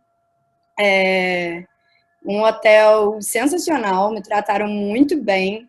Comecei como estagiária e quando eu fui efetivada, né, eu tinha muito receio de conseguir conciliar com a federal, porque eu não sei como é que está a grade curricular de vocês agora, mas pelo menos na minha época, nós tínhamos aula de manhã, de tarde, à noite, dependendo das matérias que eu optava, né?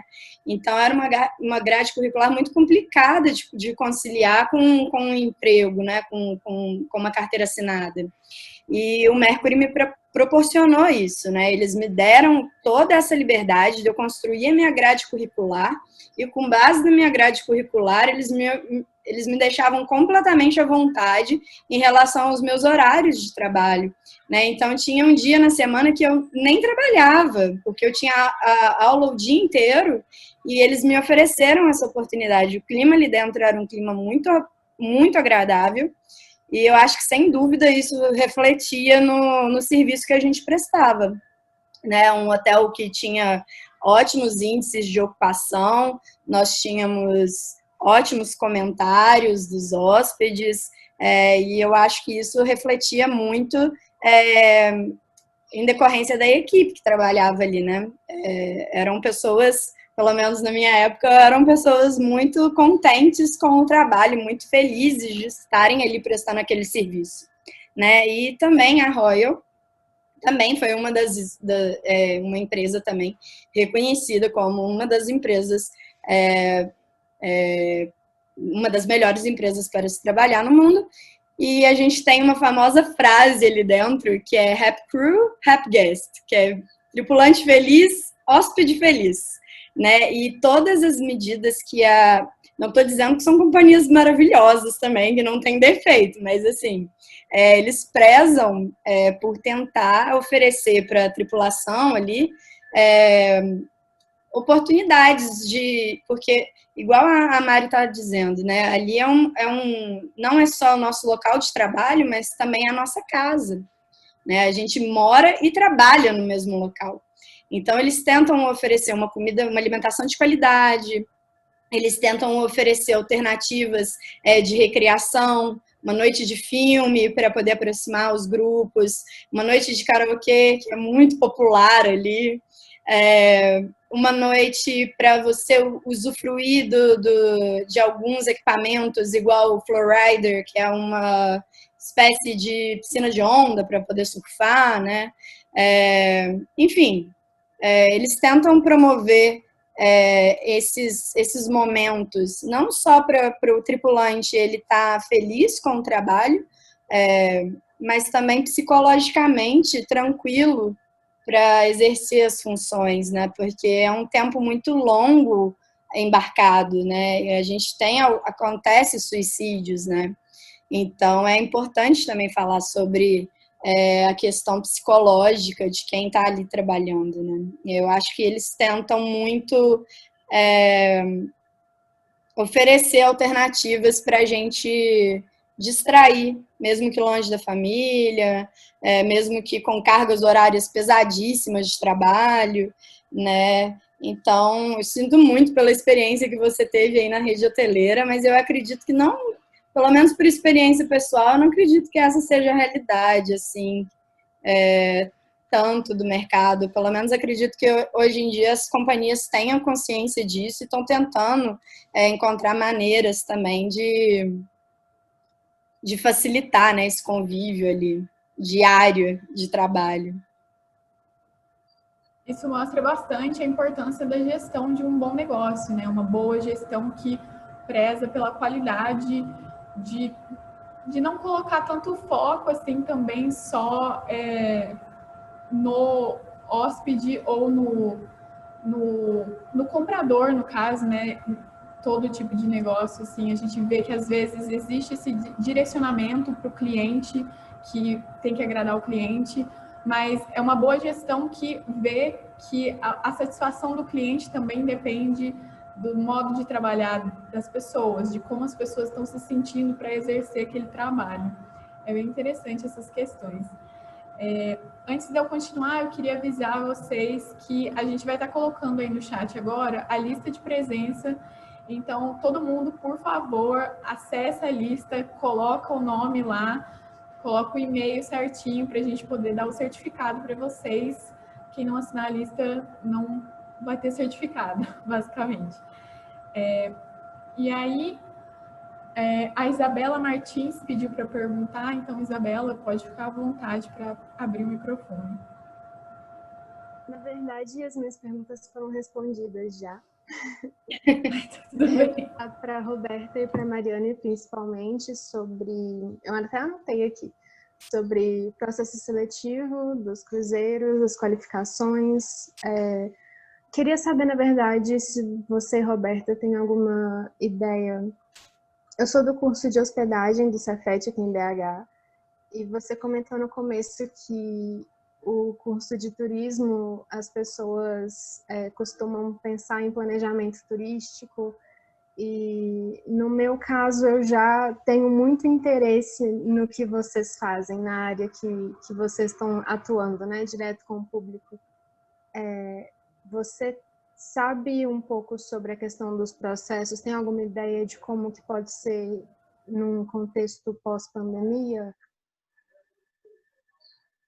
É Isabela, né? Isso. Obrigada pela pergunta, pela participação. Olha, em relação ao curso de turismo em si, o que eu disse da área de planejamento, eu acho que é para as pessoas que estudam turismo na UFMG, que tem esse foco para a área de planejamento, né? Mas acredito eu que não seja realmente, talvez, o foco de outras universidades, mas no caso da UFMG, o foco ali está no planejamento e a gente acaba se apaixonando, porque as aulas são incríveis, né? Pitch é incrível, você fica completamente apaixonado pela área de planejamento no início do curso. Em relação ao processo seletivo, pós-pandemia, ele, na verdade, ele não parou, ele está acontecendo. Então, se você quiser se inscrever, se quiser depois me adicionar nas redes sociais, eu posso te ajudar. Eu acho assim, se você tem interesse, faça uma busca anterior. Porque o que eu recebo muito, às vezes me desanima um pouco de ajudar as pessoas, porque as pessoas não pesquisam e te mandam mensagens assim, querendo que você explique absolutamente tudo. Eu não me importo de explicar desde que as pessoas já tenham uma ideia de como que funciona, né? Não é uma vida assim, vai viajar, vai conhecer o mundo, e é uma vida muito glamourosa. Realmente, se você entrar no meu Instagram, você vai encontrar apenas fotos de lugares maravilhosos, né? Eu tive a oportunidade de conhecer mais de, 30 países, mais 10 ilhas dependentes de outros países, enfim. Realmente olhando assim, parece ser uma vida muito glamourosa, mas essa não é a realidade. É uma realidade de trabalho de 10 a 12 horas por dia, 7 meses. Não, você não tem domingo, sábado, feriado, isso não existe pra gente, né? Em relação ao processo seletivo, as agências elas estão contratando. No site da companhia você não consegue se inscrever no momento, realmente as companhias bloquearam essa área, mas as entrevistas estão acontecendo sim. Eu até fiz uma entrevista para uma outra companhia nesse momento de pandemia, resolvi, já estou na Royal há 4 anos, resolvi dar uma pesquisada em relação a outras oportunidades em outras companhias. Não que eu pretenda sair da Royal, que eu acho uma companhia incrível, mas é sempre bom a gente ter outras ideias, né? Então, assim, a Infinity está precisando muito e a ISMBR também estão precisando muito de tripulante. Só cadastrar, você pode cadastrar direto no site deles. Pode me pedir também, eu te mando o e-mail dele, se você quiser mandar seu currículo. O processo basicamente, o processo inicial é simples, né? Você tem que cadastrar seu currículo, tenha um currículo em inglês, já com experiências, coloque as experiências na área que você tem interesse, né? Então, assim, não acho muito válido você encher muito um currículo de várias experiências se você não tem interesse em determinada área, né? Quando eu fiz o meu currículo inicial ali, eu tinha feito estágio na área de governança no Mercury, né? Apesar de ter passado depois por outras áreas, né? E eles focaram muito a minha entrevista nessa área, achando que eu teria interesse nela. E não era o meu interesse, né? Mas, enfim, então, assim, elas estão acontecendo. Se você tiver um inglês de nível intermediário, dá para conseguir uma posição interessante, dependendo da sua experiência aí. Mas está acontecendo sim, tem oportunidade, basta procurar. Mas tem oportunidade sim para brasileiro, apesar dos pesares com a nossa nacionalidade, tem vaga e estão contratando.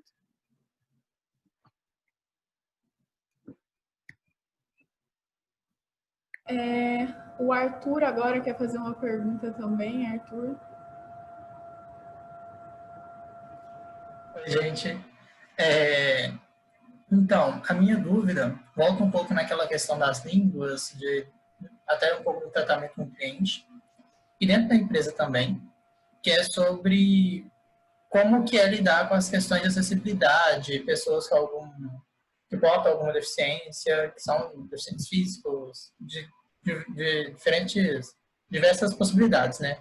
As pessoas são diferentes, né? E a gente sabe que muitas vezes, por exemplo, ter a Libras como uma segunda língua talvez seja um diferencial como uma língua para quem trabalha aqui no Brasil, né?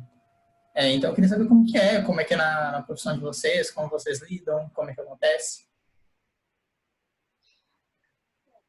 Falando a respeito da minha profissão, de fato, a gente precisa ter obrigatoriamente o inglês como segunda língua e, dependendo da necessidade da empresa, eles também abrem processo seletivo para quem fala espanhol.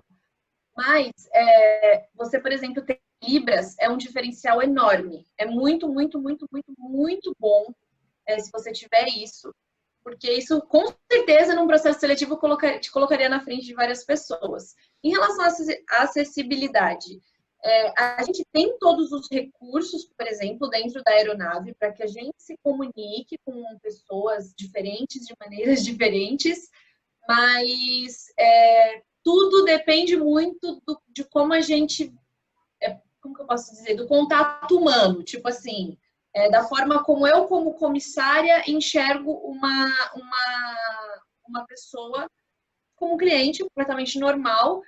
Tirando isso, a gente tem conhecimento técnico, né, nos nossos treinamentos, por exemplo, de como lidar com deficientes físicos, como lidar com deficientes auditivos, visuais, enfim, e todo tipo de pessoa. A gente tem alguns protocolos de segurança para seguir a respeito dessas pessoas, por exemplo, a respeito das saídas de emergência, dos equipamentos de emergência.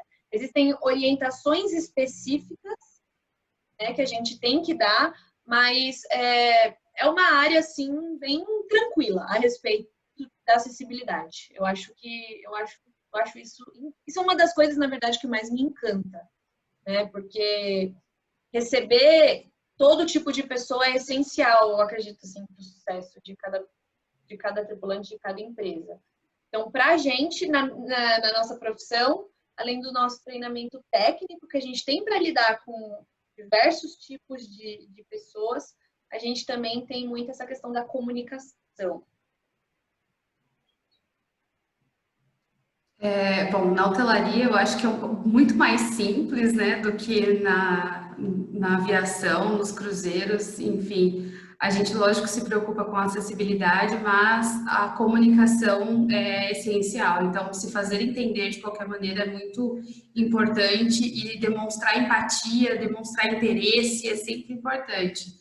A gente tem, lógico, quartos adaptados, o prédio é acessível, mas, como você falou, Maria, Libras colocaria as pessoas num patamar diferenciado. Hoje não é uma realidade, então você faz um processo seletivo, não tem, né, uma mão de obra qualificada com Libras, por exemplo, mas eu acho que a gente consegue outros recursos para se fazer entender uma necessidade. A empatia e a nossa disponibilidade de atender o cliente de qualquer maneira, eu acho que são sempre as premissas mais importantes. Em relação aos navios, nós recebemos treinamento, né, para atender diferentes pessoas com diferentes limitações. Então, a gente recebe esse treinamento, nós temos protocolos específicos também em relação à emergência e evacuação do navio, e não só em evacuação e emergência, mas também quando o navio ele não consegue ancorar no porto e a gente utiliza de alguns botes para poder conseguir o acesso. Então, a gente tem protocolos específicos a serem adaptados já adaptados, né, para atenderem diferentes limitações. Eu fiz Libras quando eu estava na UFMG, sei um pouquinho, bem básico, mas utilizei uma vez no navio e o hóspede ficou muito satisfeito,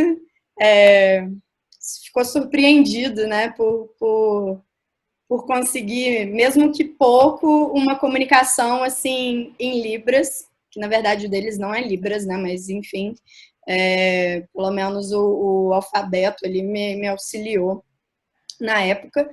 E também o que a gente mais recebe no navio, assim, pelo menos que eu tive contato, né, cadeirantes, que acontece muito, e às vezes a pessoa ela nem tem uma deficiência, mas alguma limitação no sentido de ser uma pessoa mais idosa e ela precisa do auxílio de uma cadeira de roda para embarque e desembarque.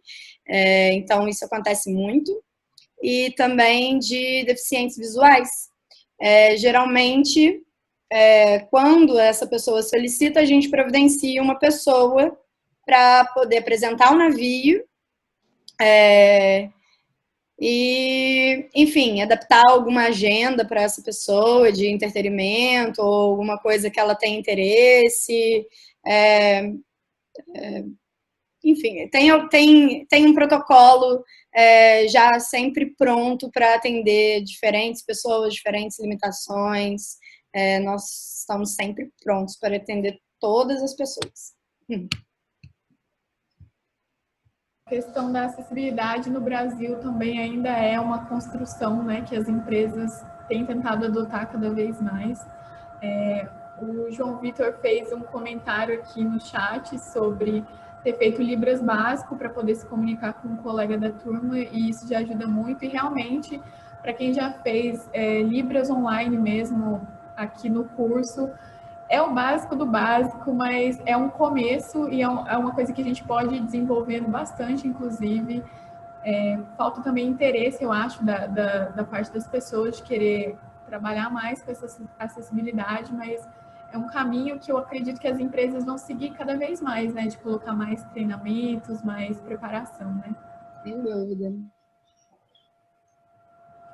E aí agora a Nayara também quer fazer uma pergunta.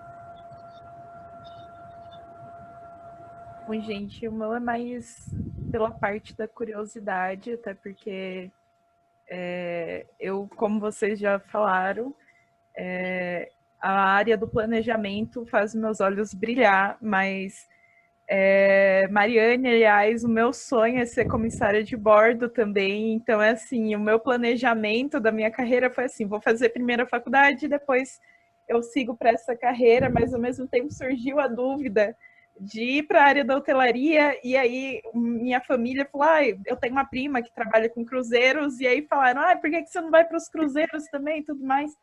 E aí a minha pergunta é, como que vocês fizeram desde o início e até hoje, como que vocês lidam com as pessoas que entram dentro que chegam até vocês, né, no caso, com a questão da glamorização da profissão e da área que vocês estão, porque é nós que olhamos de fora e tanto que acredito que a maior parte das pessoas interessadas nas áreas de vocês é por causa dessa glamorização que existe.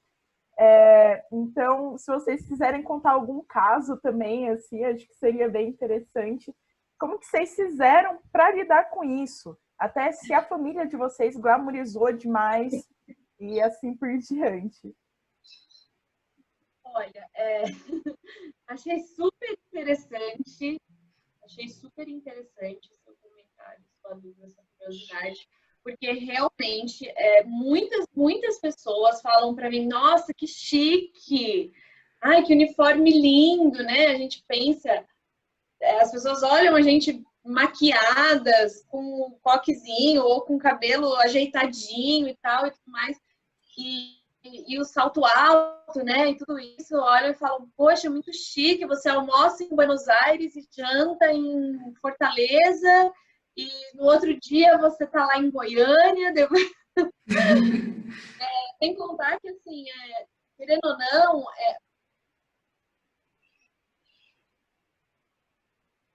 da aviação, a nossa profissão é uma profissão que também dá muitos benefícios para a gente. Por exemplo, eu tenho que usar X para qualquer lugar do mundo e tudo mais. Então, as pessoas falam, nossa, que chique, você está indo passar suas férias em Roma. Enfim, né? Tudo isso.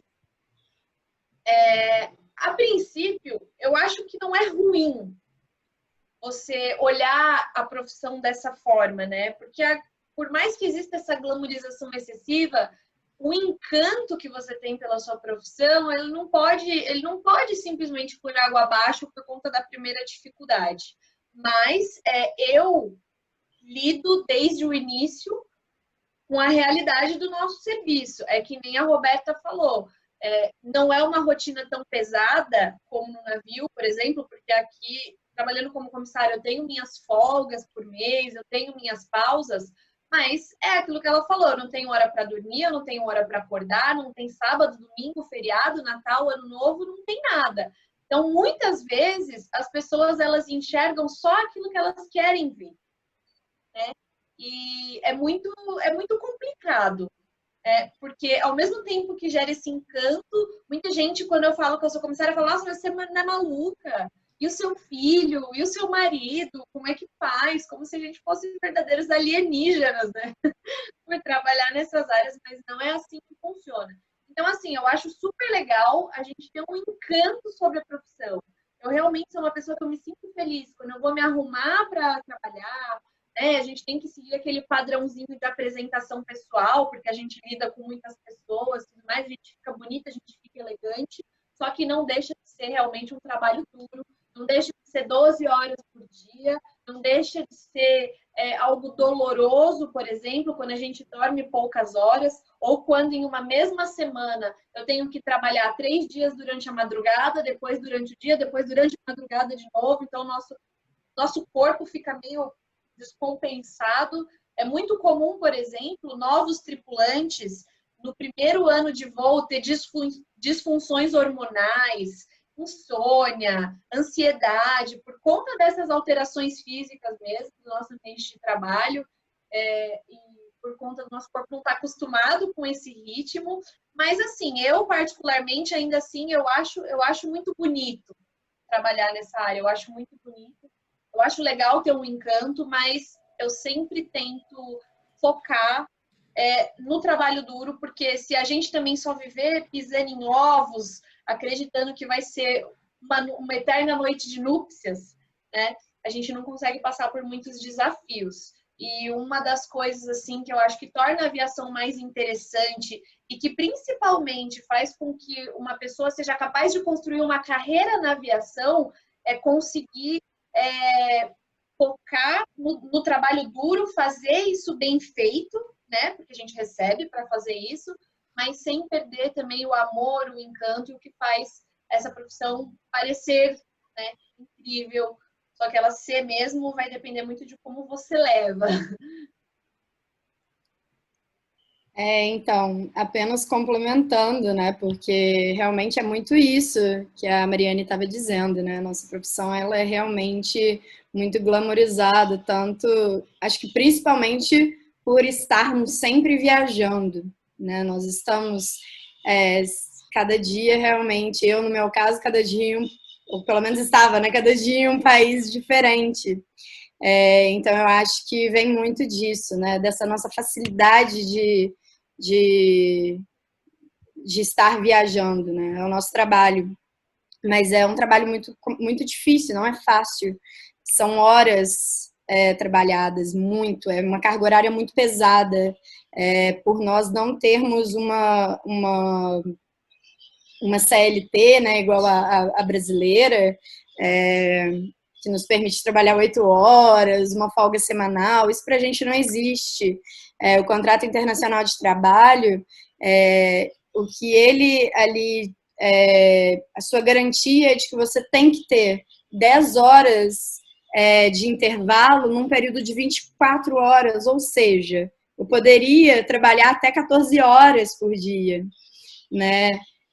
Então, assim, é uma carga horária de trabalho muito pesada. A gente consegue sair, a gente consegue conhecer muita coisa, consegue sim, É tudo muito bem, é tudo possível, né? Tudo conversado é possível, dá para ser adaptado, para você conseguir ter os seus momentos de lazer e de folga e conseguir turistar um pouquinho e tirar uma foto. Mas são momentos rápidos, né? Então, assim, eu quando eu estou em Porto, eu geralmente tenho 4 horas de intervalo que eu consigo sair do navio, né? Então, 4 horas é muito pouco. Só que acontece que, na maioria das vezes, os itinerários, eles se repetem. Então, eu tenho a oportunidade de voltar naquele porto 3, 4, 5 vezes, às vezes muito mais do que isso, durante um contrato, né?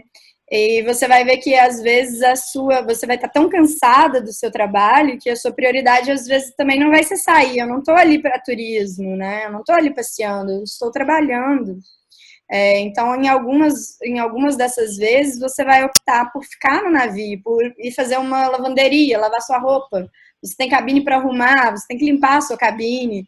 Então, você tem outras coisas para fazer e que nem sempre sair do navio e passear vai ser sua prioridade, né? Então, tem essa glamorização, mas ela não é assim tão real, né? Existe, sim, a parte boa, mas é difícil, não é fácil, né? E nós, como brasileiros, a gente já tem um pouco dessa fama de que a maioria das pessoas que se interessam pelas essas opções de trabalho em navio de cruzeiro, elas querem viajar e querem conhecer o mundo.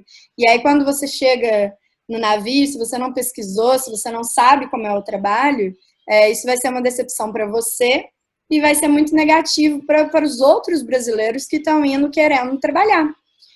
Porque a imagem, quando eu cheguei no navio, isso há 5 anos atrás, a imagem que eles tinham era, primeiro que, a mulher, não vai carregar peso, o trabalho é diferente, então, assim, já tem o fato de ser uma mulher. Aí, segundo, meu crachá com a minha nacionalidade, Brasil. Brasileira, não fala inglês. Como que conseguiu essa vaga? Então, assim, é bem complicado. E aí, fora essa fama que nós temos de ficar muito pouco tempo nessas vagas, né? De permanecer muito pouco tempo, porque as pessoas vão exatamente com essa ideia errada, de que está indo para fazer turismo. E não, você não está indo para fazer turismo, você está indo para trabalhar.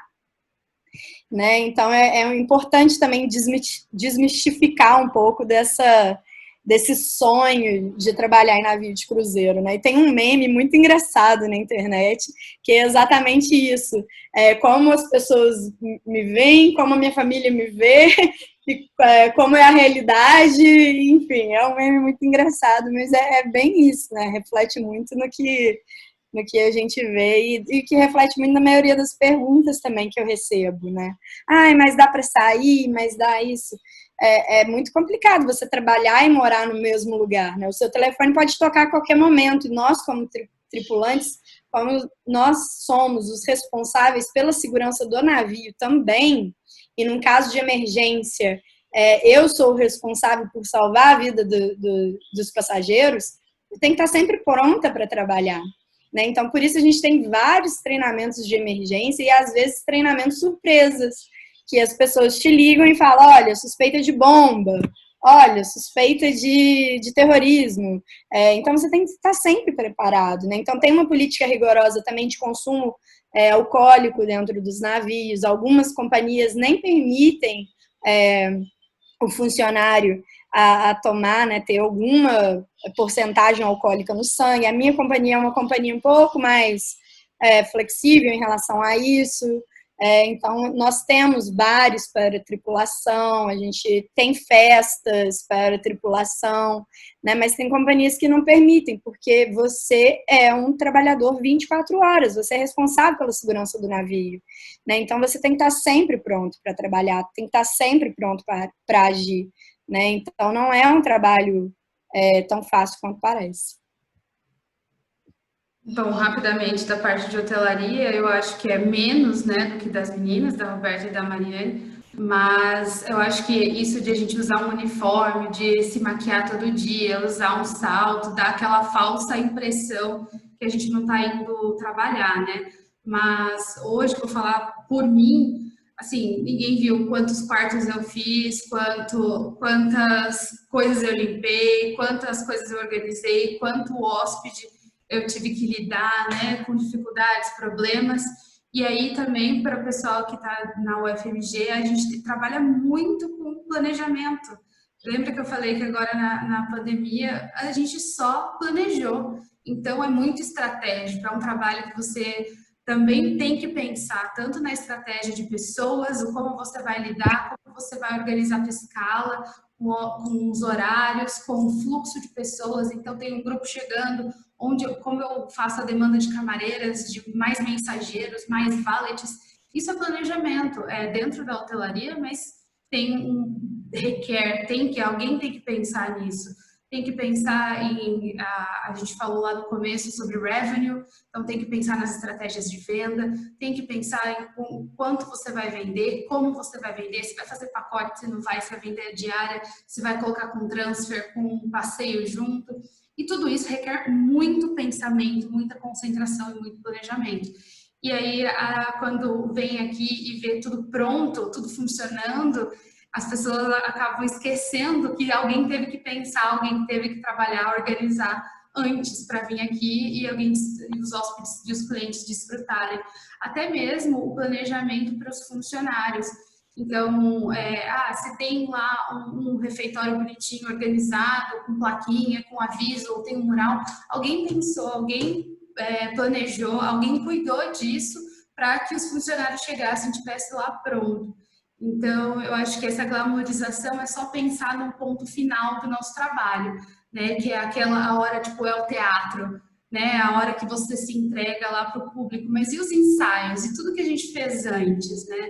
Então, eu acho que é o nosso papel aqui de compartilhar com vocês que estão ingressando no mercado de trabalho os bastidores e tudo que a gente passa para que as pessoas tenham essa imagem bonita do nosso trabalho, que é muito bacana. E não é desmerecedor, é muito enriquecedor, é muito gostoso que as pessoas achem que a gente está lá, lindo, pleno, recebendo todos os hóspedes, os clientes, os passageiros, mas a gente lá dentro sabe que foi muito trabalhoso chegar até onde a gente chegou. E compartilhar com vocês, espero que vocês tenham oportunidade, aí seja em qualquer área do ramo do turismo, eu acho que estão muito bem assessorados e o turismo para mim é fantástico, não sairia nunca dessa área e lidar com pessoas a gente aprende todos os dias. Então, se a gente quer compartilhar a experiência mais do que a gente está fazendo aqui, né? A gente aprendeu muito em 2 horas, imagina que a gente consegue fazer na faculdade ou no nosso trabalho no dia a dia. Obrigada, viu, por essa oportunidade de compartilhar aí com vocês. Gente, muito obrigada a vocês pelas suas respostas e pela dedicação em explicar um pouco para a gente. Eu acredito que o turismo como um todo, né, todas essas áreas dentro do turismo, elas ainda são construídas com ideias muito confusas ou erradas sobre como é a profissão, sobre como a gente trabalha. E comentando um pouco sobre o que a Roberta falou, a questão da mulher nesse mercado de trabalho é complicado. Eu acho que todas as mulheres aqui podem concordar que o turismo, ele já não é tão levado a sério, às vezes, a formação como turismóloga ou dessa área, a gente já não é tão, assim, aceito como bons profissionais para trabalhar. E, sendo mulher, então, é uma carga a mais para carregar nisso, né, que a gente não tem capacidade para fazer certas funções. Mas eu acredito que isso, como todas as outras coisas, é algo que a gente está tentando mudar aí, construindo, e com profissionais como vocês também na nossa área, trabalhando aí cada vez mais para a gente desmistificar todas essas questões do turismo, né? Pessoal, como a gente está aí apertado com o tempo, já vai dar 5 horas, eu peço desculpa para quem a gente não conseguiu responder as perguntas. Infelizmente, a gente não pode exceder o tempo, porque a gente está bem, assim, fechado no horário. Então, a gente vai disponibilizar aí as redes sociais das convidadas para que vocês possam entrar em contato com elas se vocês quiserem, seguir, comentar as fotos, todas essas coisas. E eu agradeço demais a participação de vocês, das três, foi ótimo. Eu acho que esse é um diálogo muito necessário para a gente poder realmente construir melhor o que é o turismo, o que é ser turismólogo, o que é estar trabalhando nessa área. É extremamente importante assim ter pessoas como vocês que se disponibilizam para tirar esse tempo e conversar com a gente, tirar dúvidas e mostrar um pouco mais sobre como é a profissão, as áreas e tudo mais. E aí eu vou passar para o encerramento. O Arthur vai falar o encerramento agora, gente, mas muito obrigada, eu agradeço a participação de todo mundo que ficou até aqui, quem participou, quem fez perguntas, quem ajudou a aumentar aí esse debate. Muito obrigada pela presença de todos vocês. Obrigado, gente. Foi incrível, foi uma tarde ótima, acho que a gente conseguiu cumprir o nosso propósito. A gente agradece imensamente a participação de todos, como a Bia disse, as meninas, a Roberta, a Mariane, a Jéssica. Então, assim, foi ótimo pra gente. Estou vendo aí no chat que todo mundo gostou. Relembro novamente para o pessoal assinar a lista de presença e para participar com a gente amanhã. Amanhã a gente tem o tema Inovação e Transformação Digital no seminário, de manhã. E durante a tarde a gente vai ter 3 workshops e todos ainda têm vagas. Então, ainda dá para quem não se inscreveu, se inscrever no tema, achar o tema mais interessante para você. E a gente se vê amanhã, então. Muito obrigado. Até mais. Obrigada, tchau. Tchau, obrigada, pessoal.